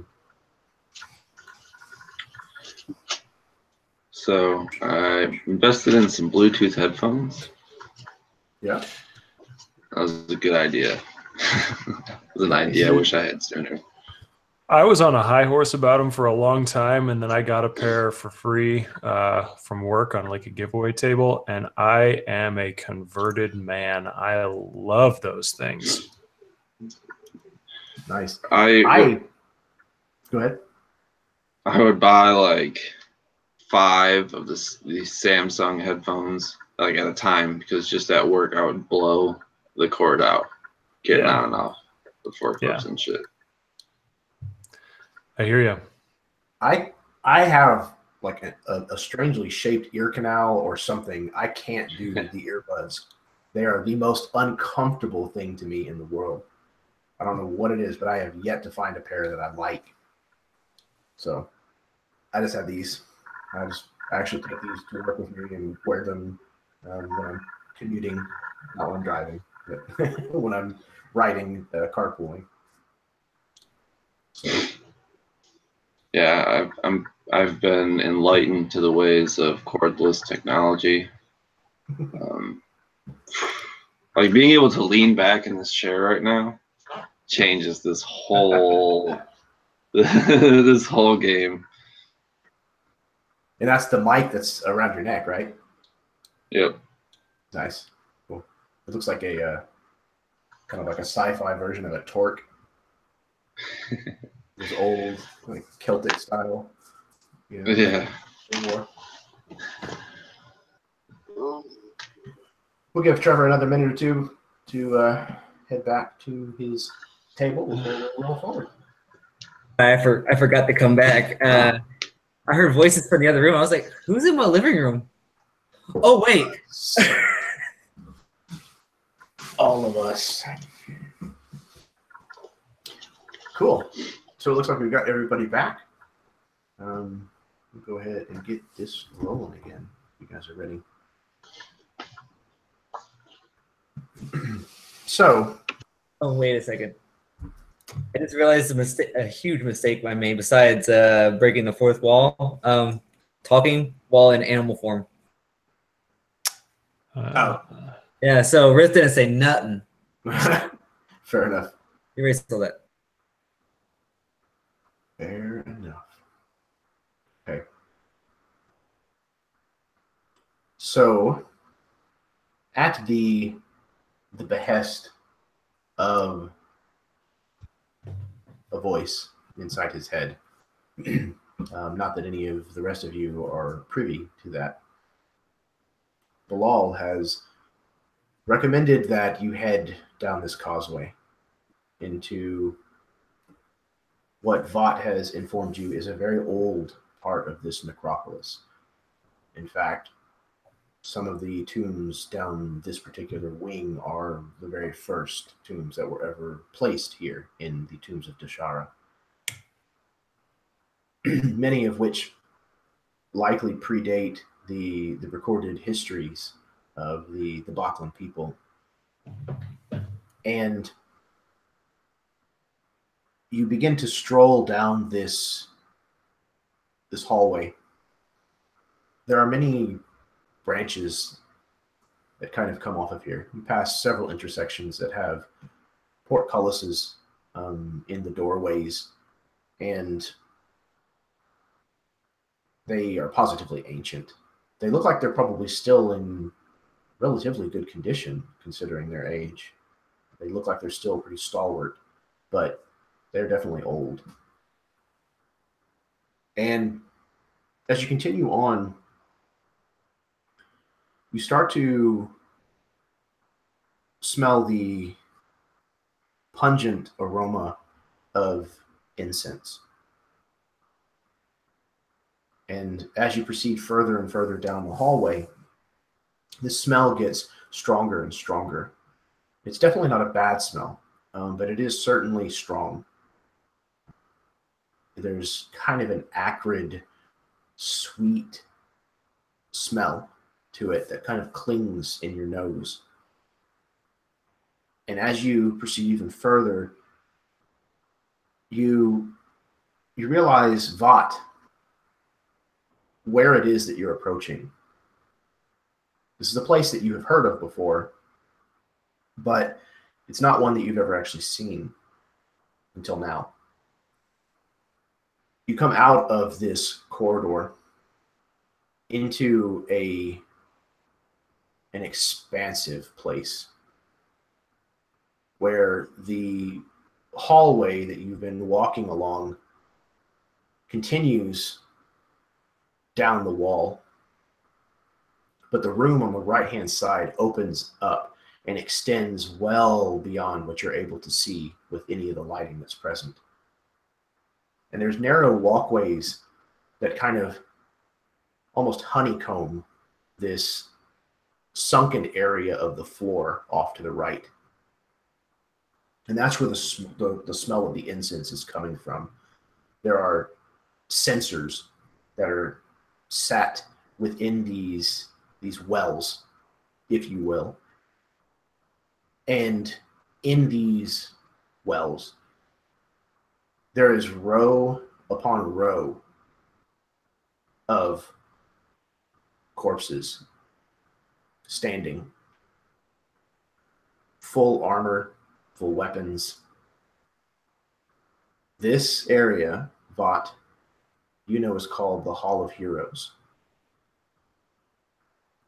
These were people that were well known enough or wealthy enough that they were able to pay to be buried here in the Tombs of Deshara, but did not pay enough or were not well known enough to deserve their own individual tomb.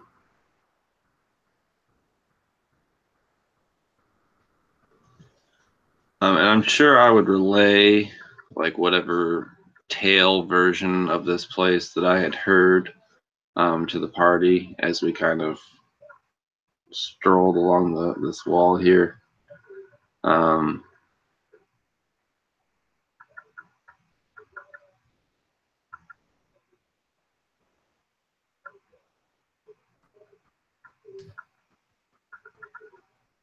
Shava seems almost disinterested in everything that's going on.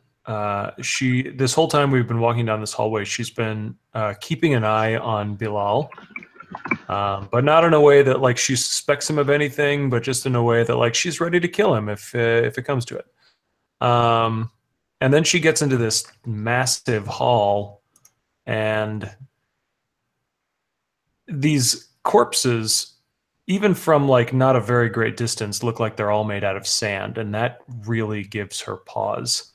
And she listens to Vought tell his story, and you can see that while they look like they may be made out of sand at first inspection, you guess that it's actually just dust and sand that has settled upon them over time.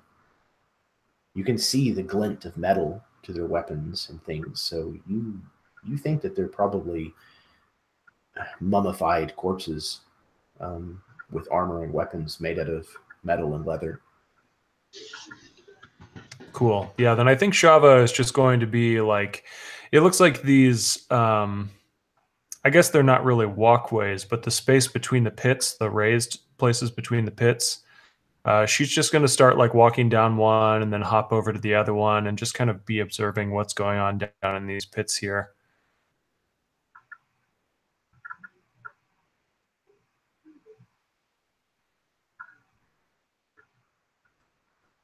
I imagine Bilal is doing similarly to Shava, walking up and down these different pathways, looking at all the different people that he can see, wondering what their stories must have been to end up in a place like this, and still curious as to where this nagging voice is trying to lead him.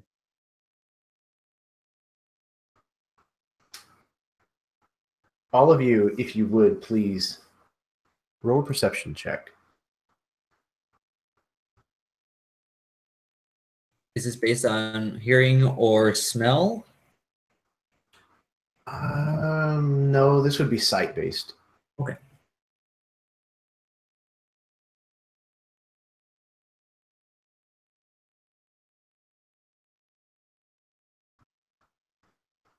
So, Vought and Shava, you notice as you're kind of making your way on these narrow walkways in between these wells that there is some sort of addition that has been added throughout this room. Along the ceiling, there's kind of these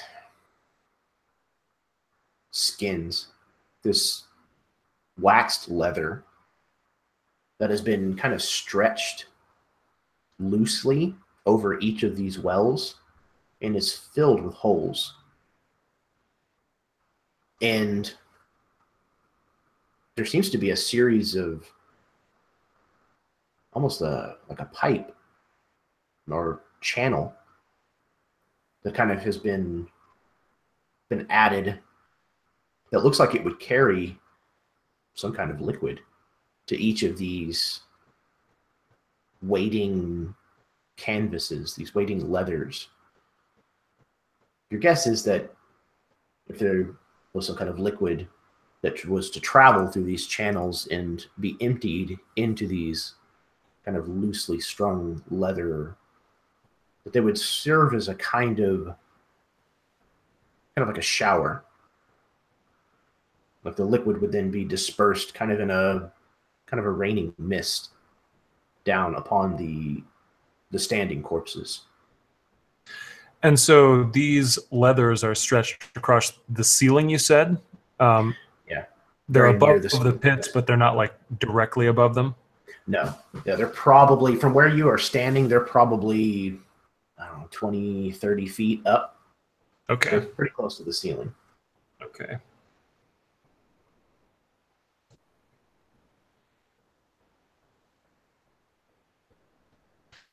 Okay, all right. That's not at all unsettling. And does it seem like the pipes are leading anywhere? As a matter of fact, it does. It seems like they're kind of leading towards the back of this place in a similar direction that it would seem that Bilal was kind of feeling that he wanted to go. Yeah, well, Shava's already ahead of him, and she's walking toward the back of this place, so he's going to have to play some catch-up if he wants to get here.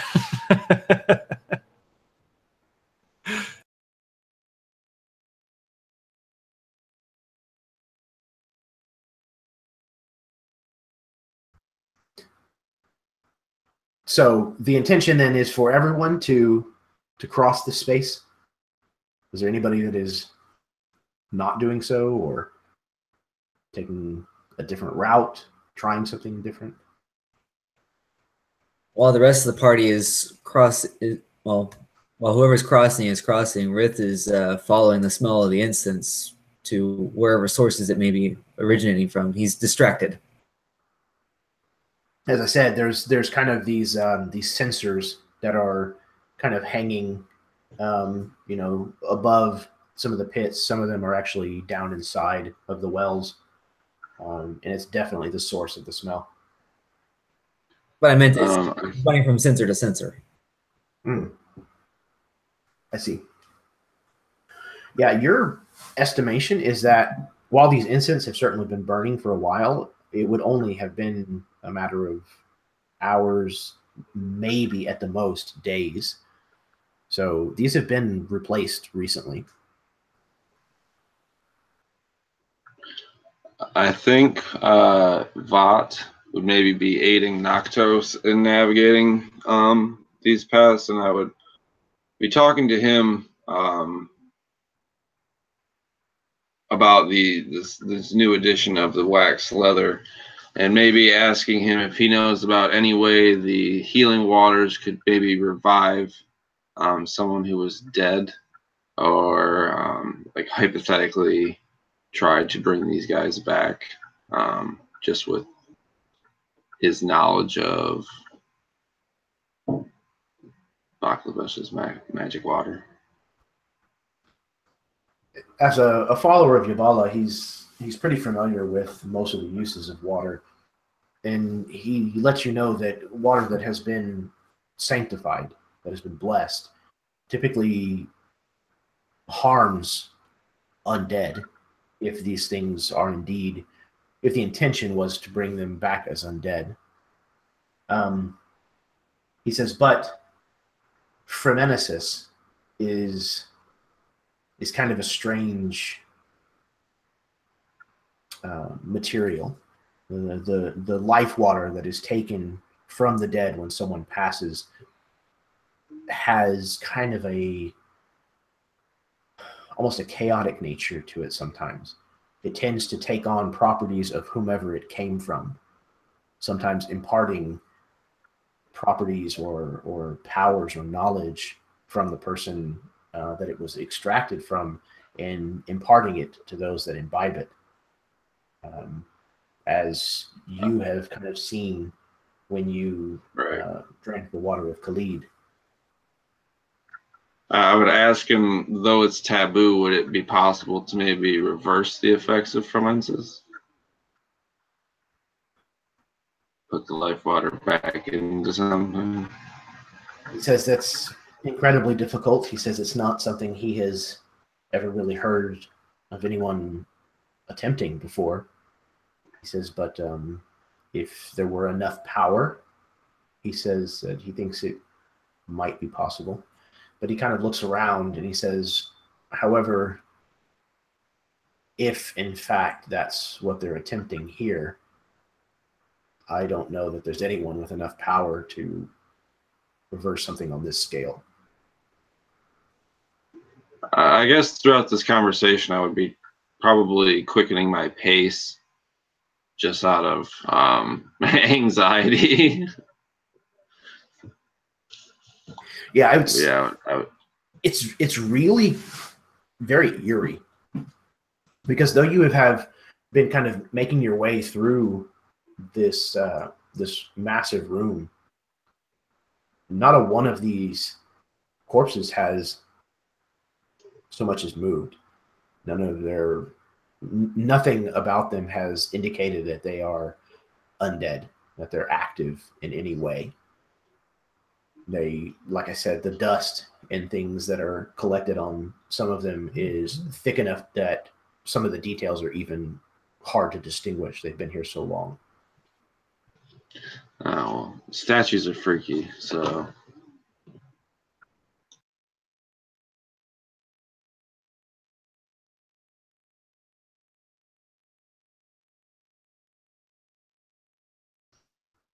So you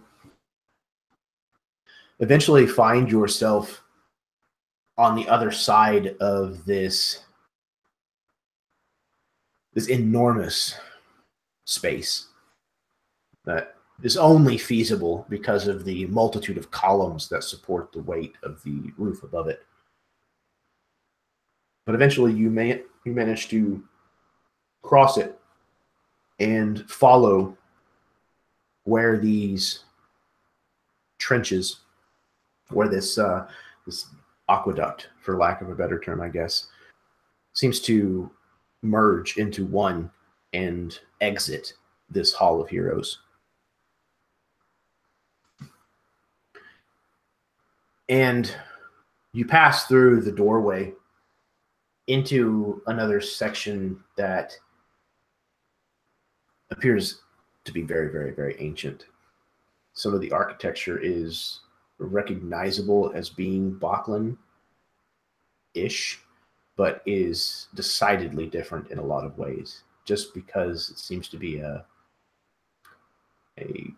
precursor to what you're familiar with.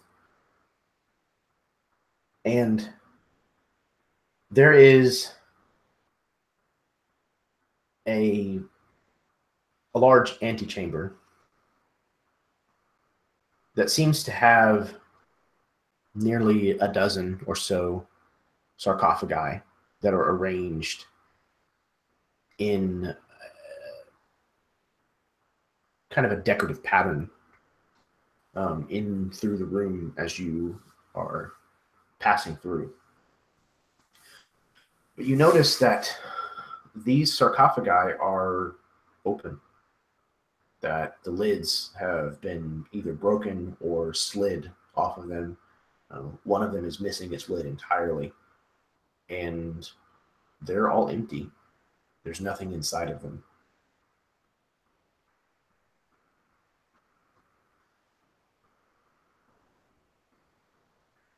There are several other exits from this room, one of which at the far end is a very prominent doorway.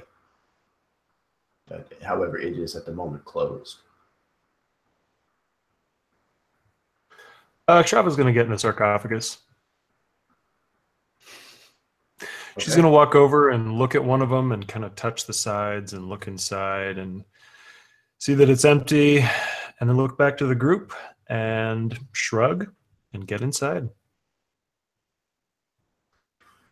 You crawl inside and lay down. Is the intent to try to replace the lid or just lay in the open? I think for now she's just going to lay with the lid off. She's going to see if anything happens and then escalate if necessary. Gotcha. Roll a wisdom save. Wisdom save. Okay. It's not terrible. Yes, it is. 6. Her will is completely broken. You lay back in this sarcophagus, and no sooner has the back of your hair, the back of your head, come to rest on the bottom, you are transported far and away. You are definitely in the same part of the world that you departed from. But this is another time entirely. The manner of dress that you see of people, the weapons they even wield, the kind of architecture that you're surrounded by is completely foreign almost.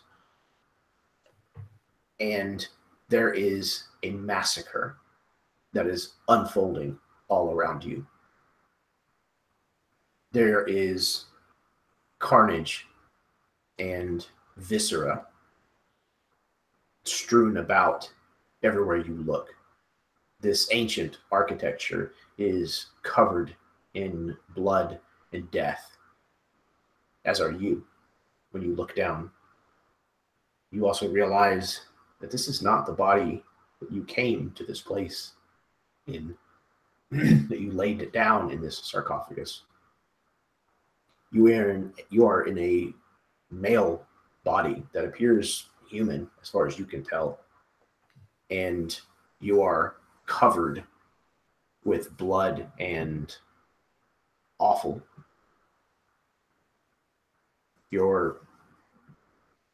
The fingernails on your hands are elongated and sharp. And you feel enormous power coursing through this body that you're in. Okay, so this I don't think Shava is capable of being shocked anymore. Outside of like a genuine fear effect, she's pretty dead to everything. So she sees this gore all over her, and I think she just kind of mechanically goes into the action of this massacre. And what I would like to do is like reach my hand out and just slash across and see if I can coax the sands to like lash out and slash a horde of people in front of me into bloody ribbons. The sands do not respond to your call, which may or may not be disconcerting to Shava.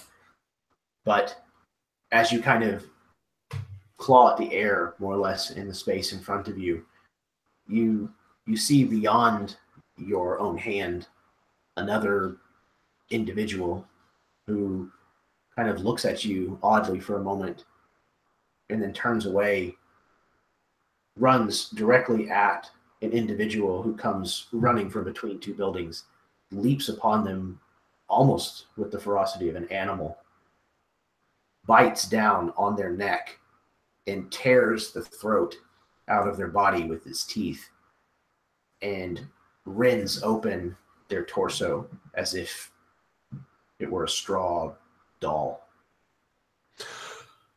Do I recognize either of these figures? The individual that just met such a gruesome end was, by your best estimation, some kind of merchant, judging by the amount of jewelry and things that they were wearing. The second individual is dressed very similarly to you, the current body that you're in. Maybe some kind of vestments, some kind of ritualistic uniform. Are there any other living people around here? Everywhere. They're running and screaming, trying their best to get away from you. Shava's gonna run after one of them and rip the throat out, tear the chest open, and see what that's like. You do so with a lot less effort than you might think that it would take. And you can taste the coppery, metallic twang of blood filling your mouth. And the power that you feel that is coursing through this body that you're inhabiting at this moment increases over and over, hand over fist. Okay, so the power is incredible, but Shava decides, no, I don't like blood and gore in my mouth. And so she spits it out, and she allows this power to course through her body for a little while, but she's still just kind of receiving data at this point. She's not really acting with a will. And as Shava is going through this experience, the rest of you have seen Shava lie down in this sarcophagus and close her eyes. And almost instantly after she closes her eyes, she brings both of her hands kind of in fists up and across her chest. And her breathing begins to become very, very, very shallow, very quick. And within moments, the hollows of her cheeks start to grow a little sunken, and the color around her eyes is darkening a little. She looks as if she hasn't slept in days, weeks. Her color is kind of draining a little.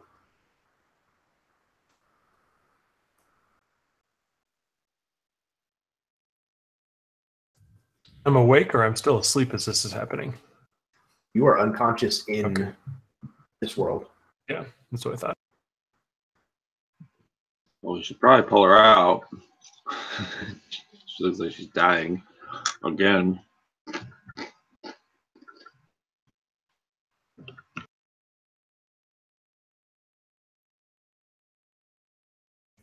Rith attempts to howl in agreement, but all that comes out is a raspy being undead and all. Yeah, Bilal kind of looks over to Vought and just kind of nods. I'll help you. I've been more than willing to hoist most of this up her weight. I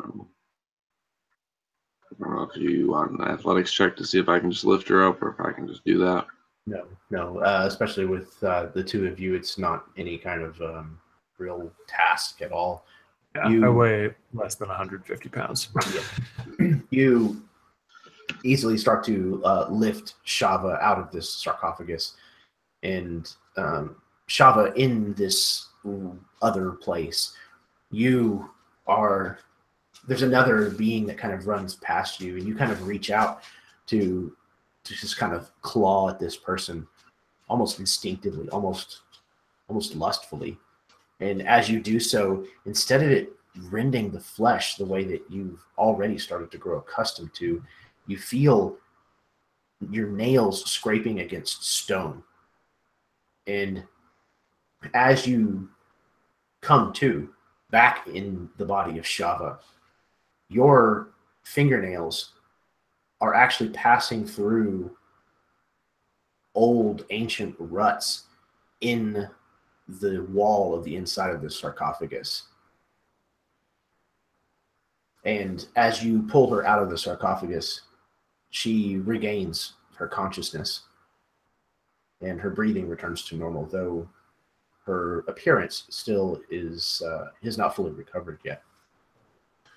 Do I feel like I'm at my pre-surge energy levels? You are coming down, as it were. Okay, cool. So yeah, as I come out, I am scraping along the side of the sarcophagus, and I've got this look of like pure wrath in my eyes at first. Like as soon as they open, it's just burning rage. And then like a second goes by, and all of a sudden I just slump as if I suddenly weigh 5 or 6 times what I normally would. And I just settle down next to the sarcophagus and I look at everyone, and I'm not really saying anything, but my breathing is coming back to normal. It's kind of labored.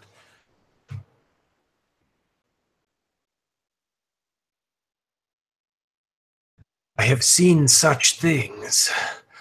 How long was I gone?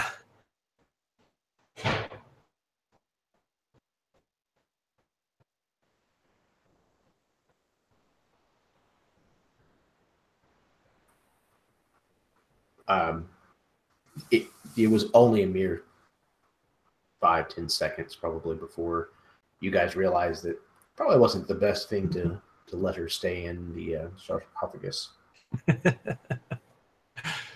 It was only just a moment. A couple seconds, maybe 10 at the most. What do the three of you know of ancient massacres? In my vision, I was a man, but not a man. I had claws, and I tore the flesh of the living, and I consumed the flesh of the living, and it made me powerful.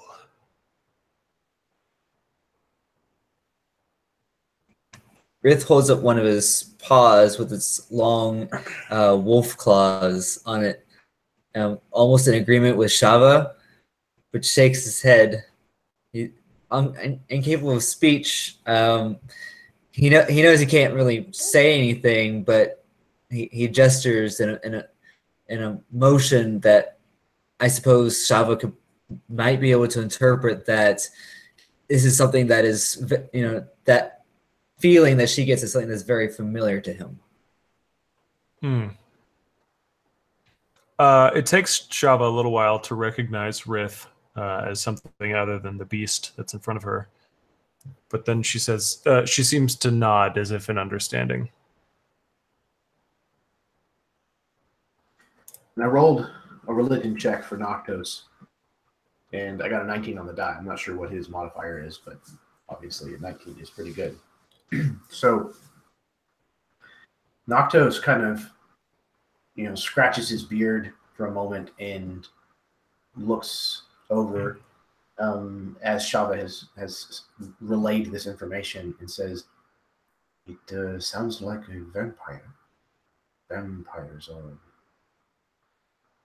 an ancient monster, an abomination born of mortals, but becoming immortal through the consumption of flesh, blood." Yes. When I consumed the flesh of the living, it made me powerful beyond measure. Beyond death, even, I am certain.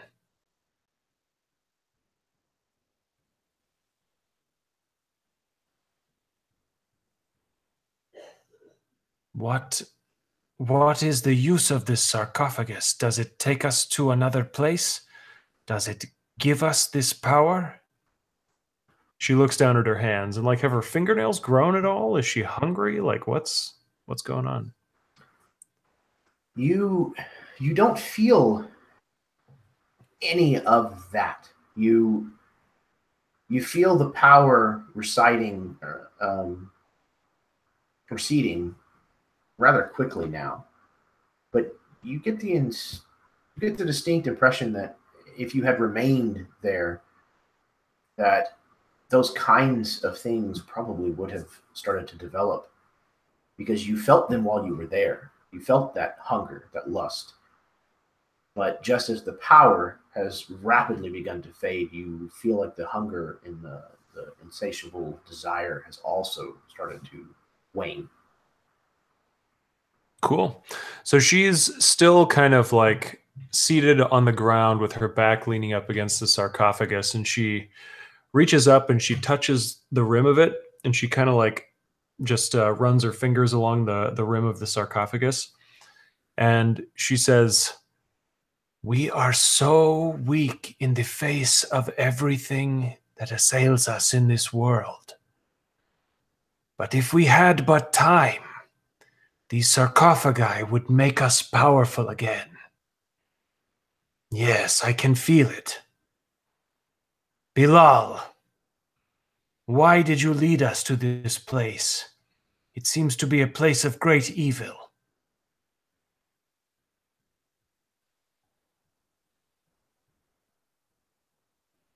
As I said, it was little more than a strange hunch. A sage's wisdom that something strange might be here. Hard to say. But of these specific sarcophaguses and this power that you speak of, that I did not know. It's just as much news to me as it is to you. Bilal, you feel a draw. The voice has not returned. It has not spoken to you again. But you feel an unmistakable draw to the door on the far side of this antechamber.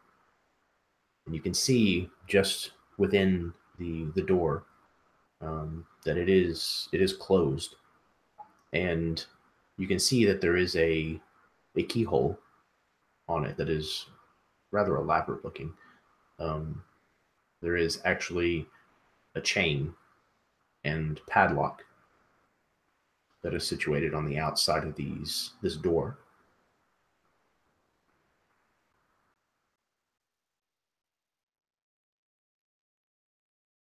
It's hard to say why. I understand if you don't understand, but something about this place, I can't shake it. Kind of looks up towards this door. I am curious, though. if these, and he kind of points down to these sarcophagus that Shava had just been in, were not worth locking up, it makes me curious as what could be so much more than these. They had to put it behind lock and key. And he finds himself walking towards the door, almost automatically, like he's not even consciously trying to move towards it, but it's just kind of his body begins taking him there without any decision made from his mind.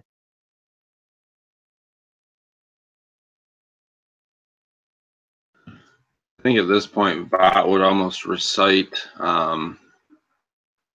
maybe something that they're all taught, being Naga, like a warning, like a vague warning of, don't disturb tombs. They're not meant to be fucked with.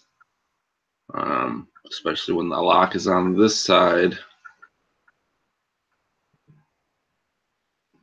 Not doing anything to stop you, though.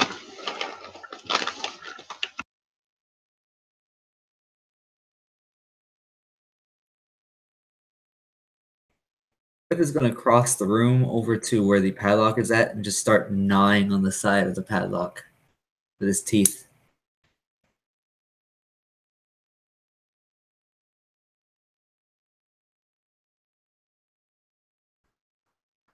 As you do so, Rith, you take 3 points of radiant damage.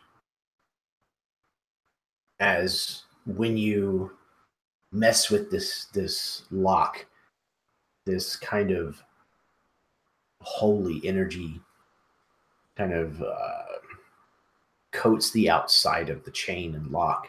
It kind of in a flash, and you can kind of feel this kind of holy energy almost singe you through your tongue and your gums, unfortunately.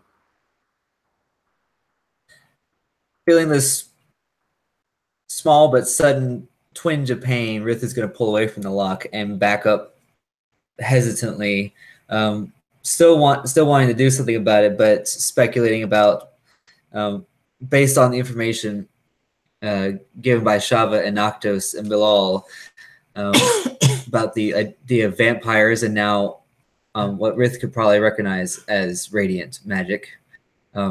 What is possibly behind this door, but having no way to communicate it.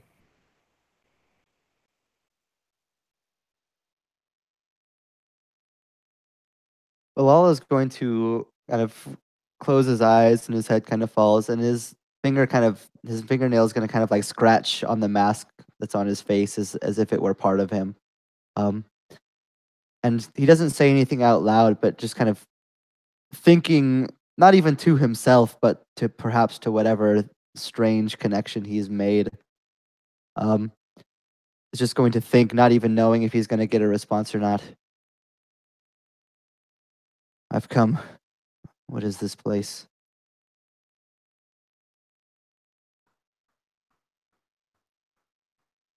Beyond this door lies enlightenment.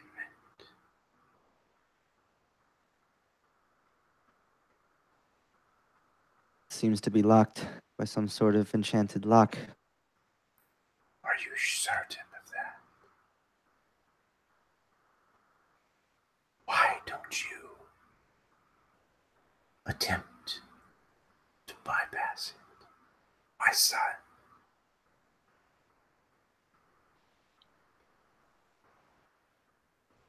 He's going to like almost, I imagine subconsciously, like reach his hand out and like kind of brush it against the front face of the lock. When he does so, the rest of you notice the lock falls open and drops to the ground with the chain kind of snaking behind it as if it were nothing. So Shava has been standing like this with her finger on her mouth, and she's going to just subtly point at Bilal and mark him with a true strike cantrip.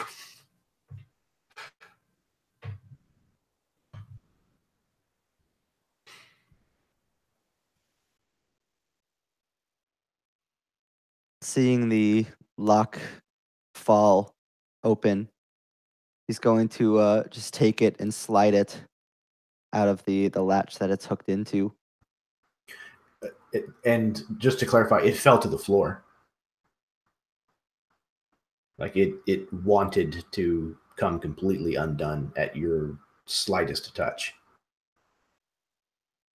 Yeah, with that, his eyes would kind of like follow it as it fell, hearing it just clatter onto the stone below.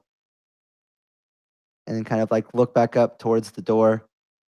And he like goes to glance behind to look at his party members for like assurance, like either a yes or a no. But like as he goes to look, his hand is like reaching out towards the door, like again, almost without him even noticing. He's gonna pull at it.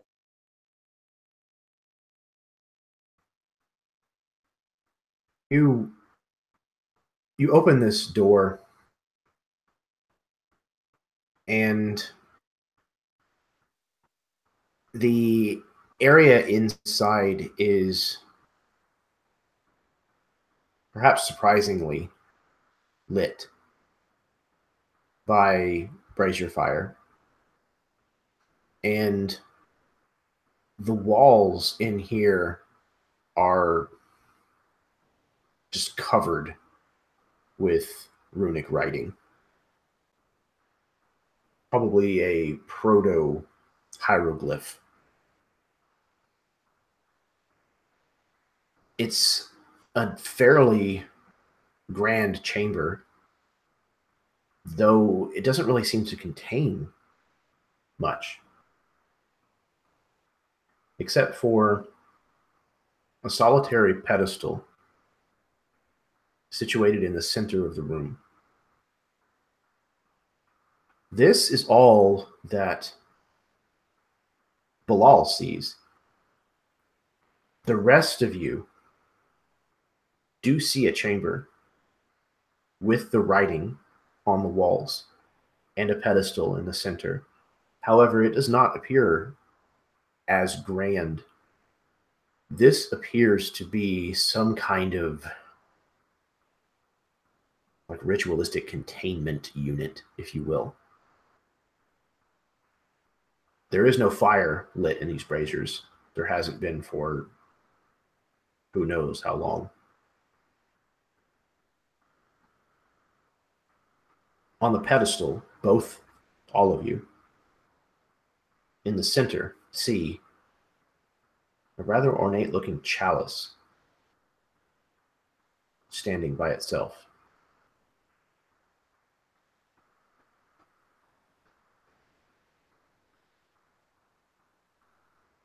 The voice, once again, Bilal, says, Approach, my son. Drink. And the knowledge and power of all the world will be yours.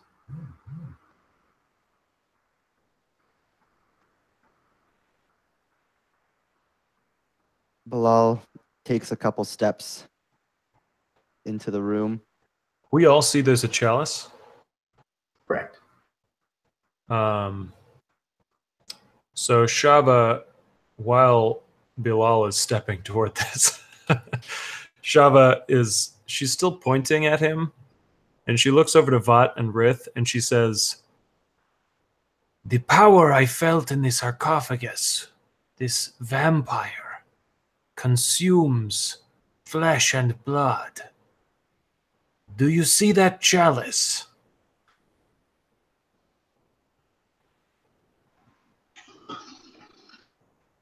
And Bilal is walking towards the chalice.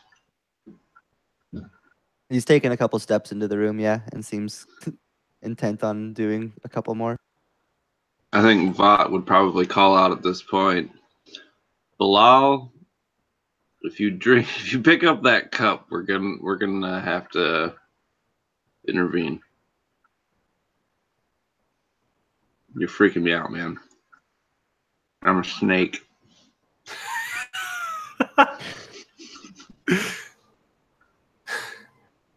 This room, and he's kind of like looking around the room as he's walking. This writing is ancient, older than anything I've seen. Am I Just going able to to take make a a quick religion look. check to read the writing on the wall?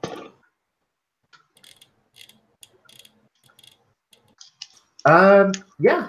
I would say it's probably a disadvantage.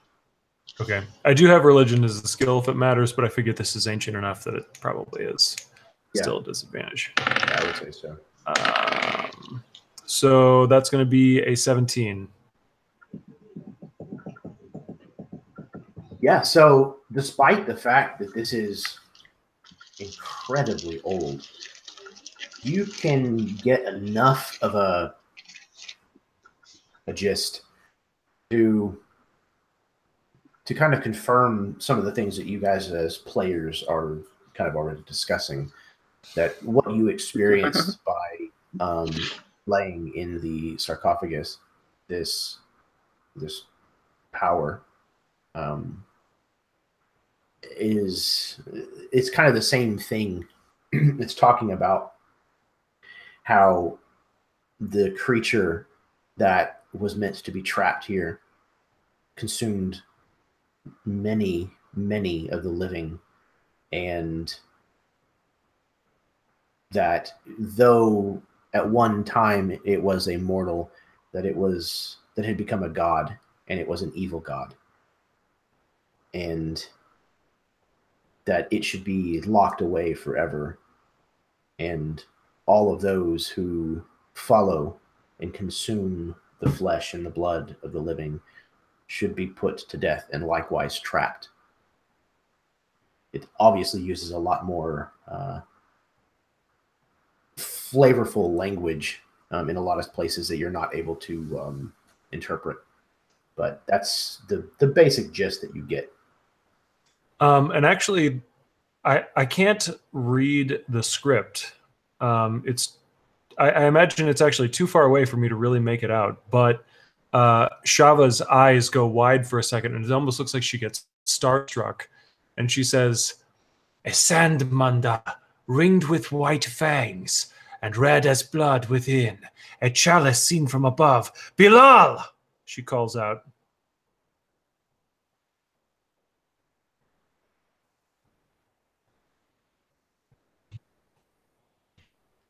He'll turn around, kind of startled by the such a loud cry out of nowhere.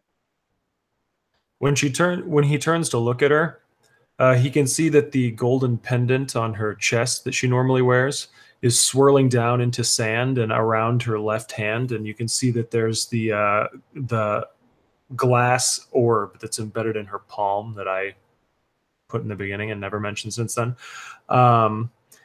And it's the glass orb is glowing, and it's glowing to where it's like orange hot, and you can see that there's like a fireball forming in her hand, and she says, "That chalice is the object of evil.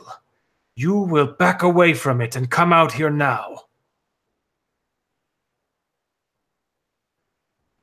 Frith likewise crouches low and begins to snarl and readying himself for the worst.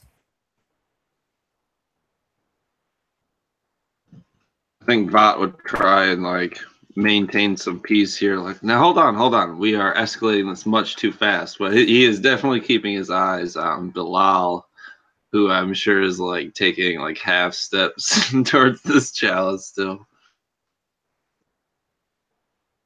I think he's like 2/3 of the way towards it, and he's just like kind of stopped, and he turns back and he sees the energy glowing in Shava's palm and from her pendant, and the defensive stance of Rith and Vot with like hand on weapon. What? Hold on, there's no reason to be so aggressive.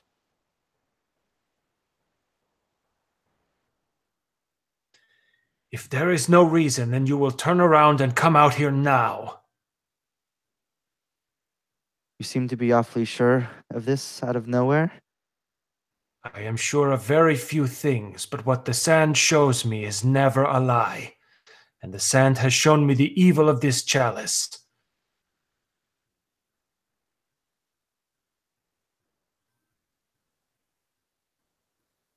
He kind of like looks over his shoulder, back towards the chalice, kind of like eyeing it for probably just a bit longer than would be comfortable for the others, before like turning back and just kind of like putting his hands up in the air, like non-threatening.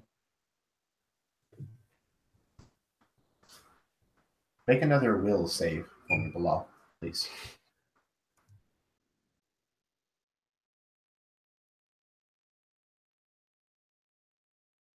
Sometimes the dice just do exactly what they need to. That's a nat 1. All right.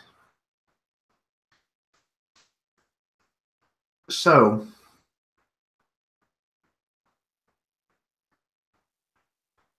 in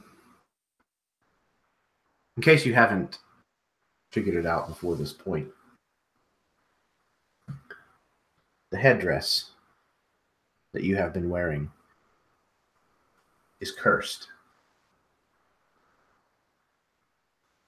The last character level that you gained, you need to replace that with, it won't hurt you a lot because, as it turns out, you will gain in its place 1 level of the Warlock class, which I believe is already the class that you are. However, this is for the Great Old One patron. Oh, you're Wizard. Never mind. Okay, so yeah, it will actually hit a bit. So you're going to, your last level of Wizard will now become a level of Warlock, dedicated to the Great Old One patron. Your patron's name is Fatir, as he has now introduced himself to you. Ah, you have finally let me in. You will not be sorry.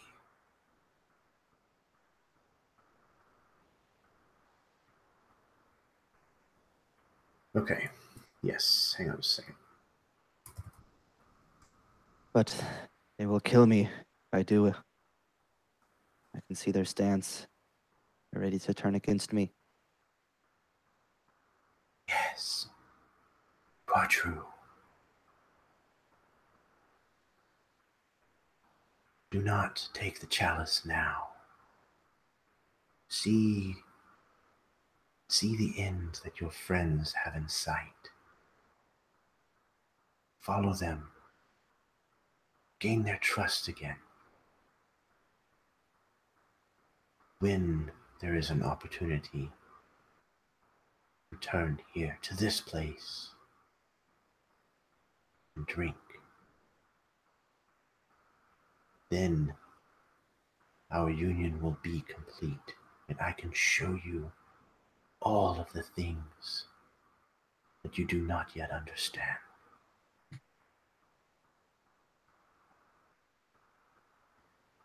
As you say, it shall be done.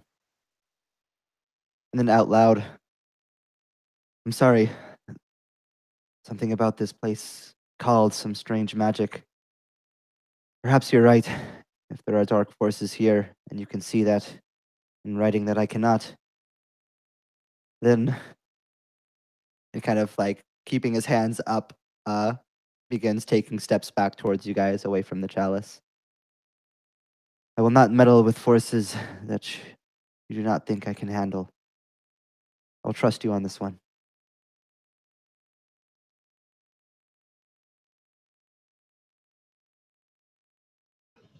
Now, see, I knew we could bring this to reason without coming to bloodshed of someone who has proven themselves time and time again. Belial, have you seen what you need to see? Can we please carry on to the royal palace?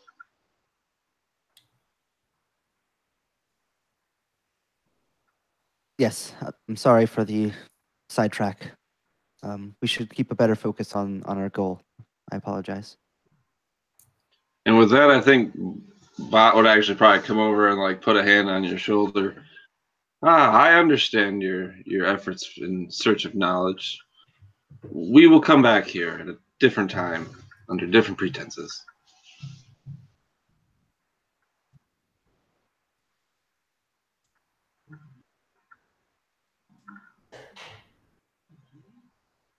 As you say. For now, though, we should head out. Very well. Shava?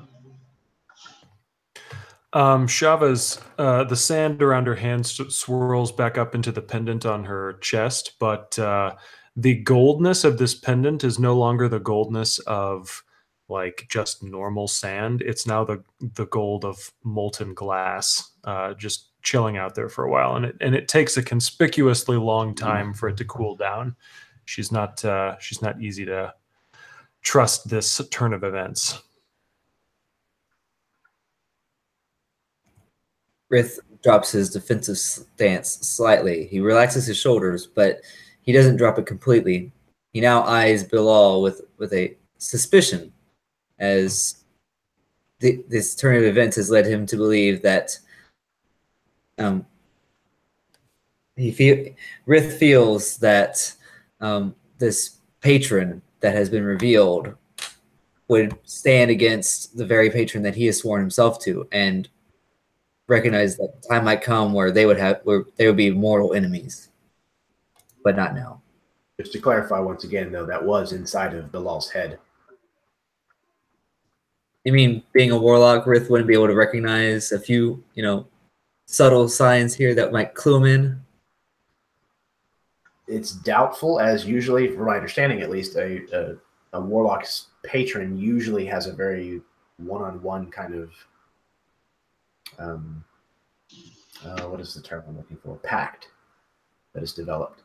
I meant like the draw to the power, that that nagging sensation, because he's been through this himself. He might recognize that draw that Bilal was demonstrating.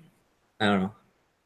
Maybe there are a lot of very powerful entities, some of which manifest as patrons, and some of which manifest in other Like ways.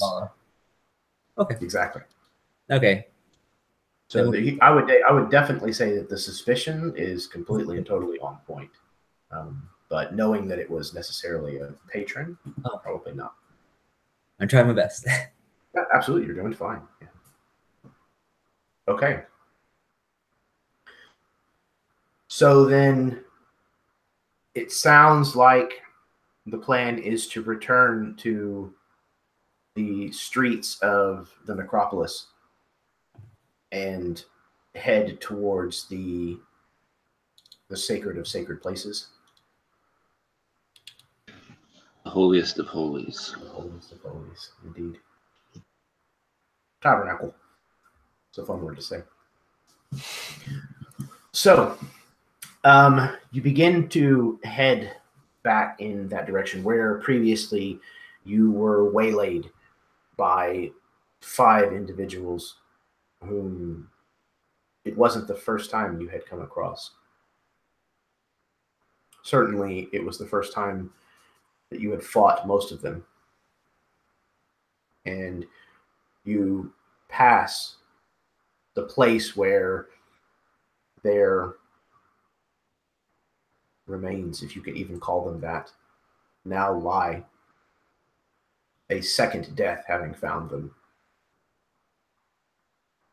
And you move beyond the large, ornate doorway into this place that you are told is a place of incredible power, incredible focus. Vought, though you have never set foot here, well, you don't have feet, though you have never crossed this threshold, you know the name of this place. This place is called the Bridge Between Worlds. This room is once again massive, but as far as you can tell, it is made entirely out of obsidian.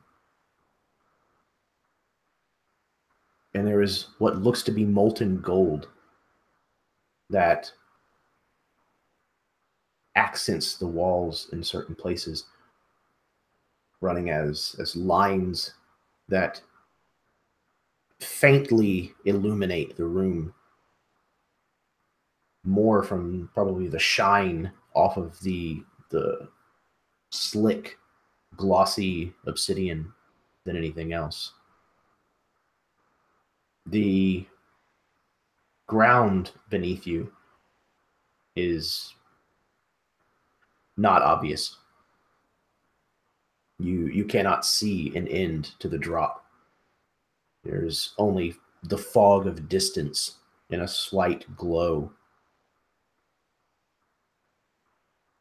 But there is this narrow bridge that crosses the expanse, rising with stairs partway across.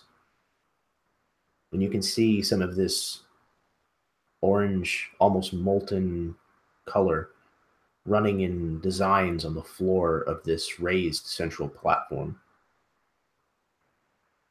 where two obsidian statues sit facing one another. They look to be some kind of jackals. And on the far end, two enormous humanoid statues rise, standing perfectly still and watching, vigilant. Beneath them, there is a hexagonal-shaped door that is glowing with this same orange light.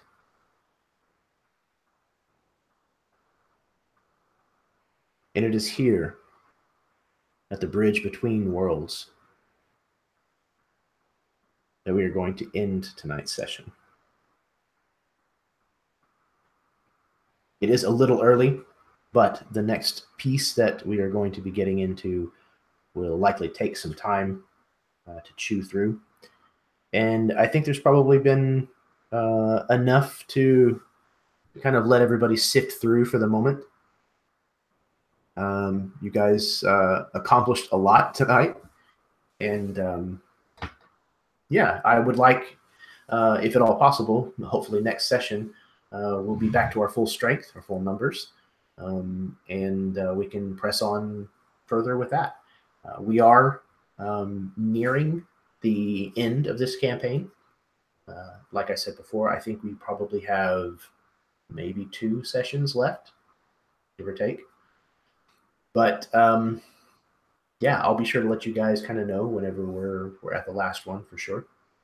So before I officially wrap everything up and call it an evening, I'm going to go ahead and pass it over to my players and let them do their outros, and then we're going to call it a night. So let's go ahead and let Trevor. Thank you, Jeremy, for another fun-filled evening of Shava almost dying, Vat doing his thing, and suspicious plot twists. Maybe it's the fact that I'm taking notes that for whatever reason, I kept forgetting that there was a voice inside Bilal's head, and I'm not seeing Rith's not seeing everything I am, but he's not. And so it's, that line between what is happening, what isn't, is kind of blurry to me. And I'm trying not to cross it, but it's been a long few weeks. And so I'm over there. The out of character, in character struggle is real. A lot of people have an issue separating them, and it's not unusual in the least. So do not beat yourself up about it at all. I'll try not to. It's perfectly understandable.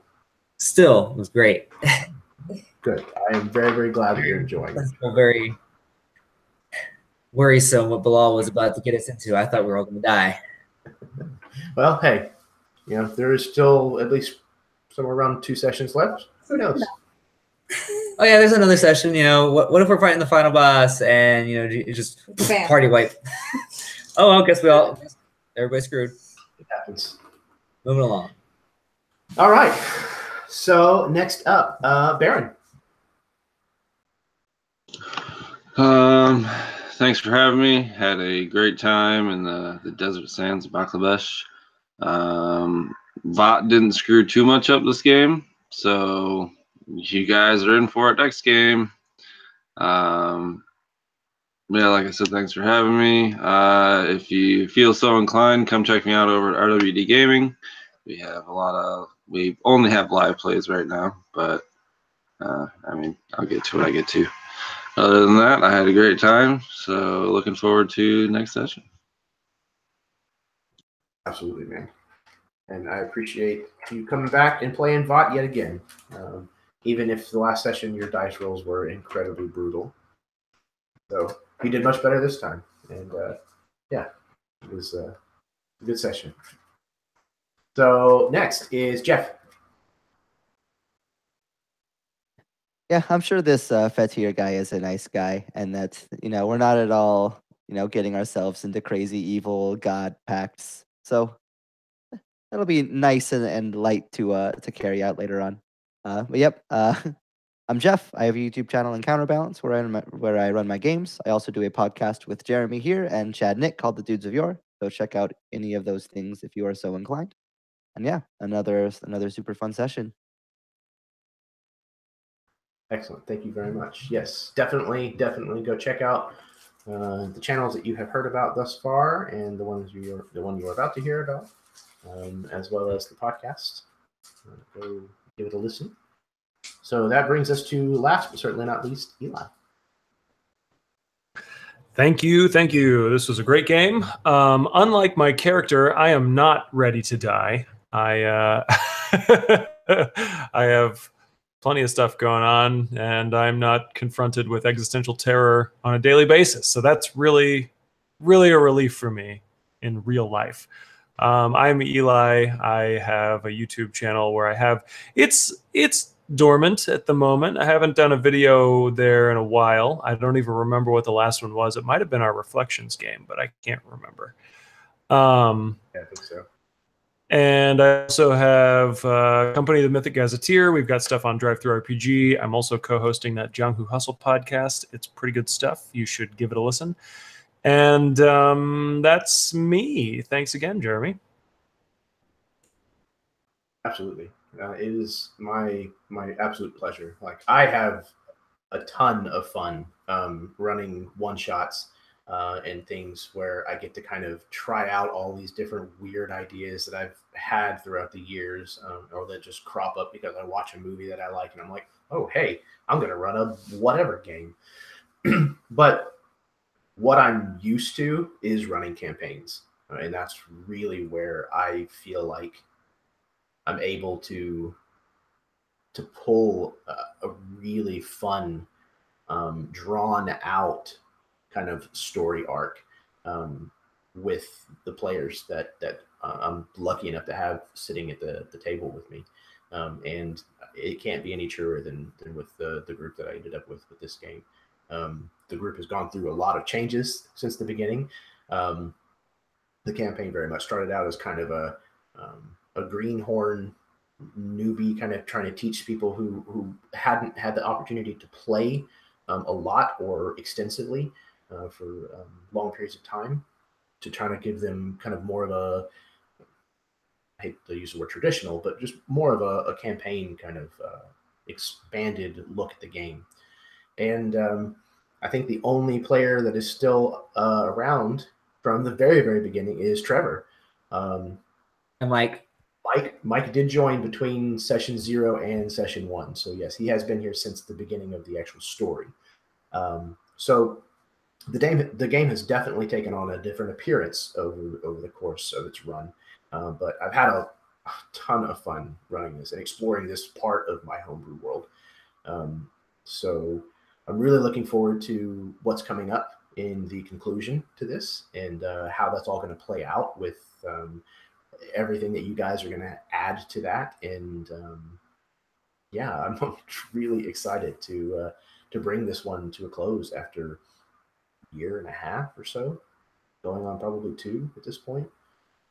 So What does Rostfin hold for us next? That I am not entirely decided on, but I think I have settled on what I might want to do. You happen to have some kind of small island or continent or something that's technologically advanced in Rostfin? Not in Rostfin, no. I do have other settings though. Oop, there it is.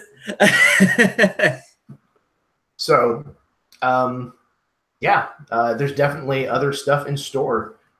There's plenty of other games to check out on the channel. Like I said, I've also started the Life by the Square Inch part of the channel. So if you're inclined to watching shorter videos that discuss RPGs and hopefully in the future also discuss crafting, stick around, check them out. Drop a like, maybe a sub, and yeah, we'll be back with more fun stuff. And until then, may your dice roll high and your snacks always be within reach.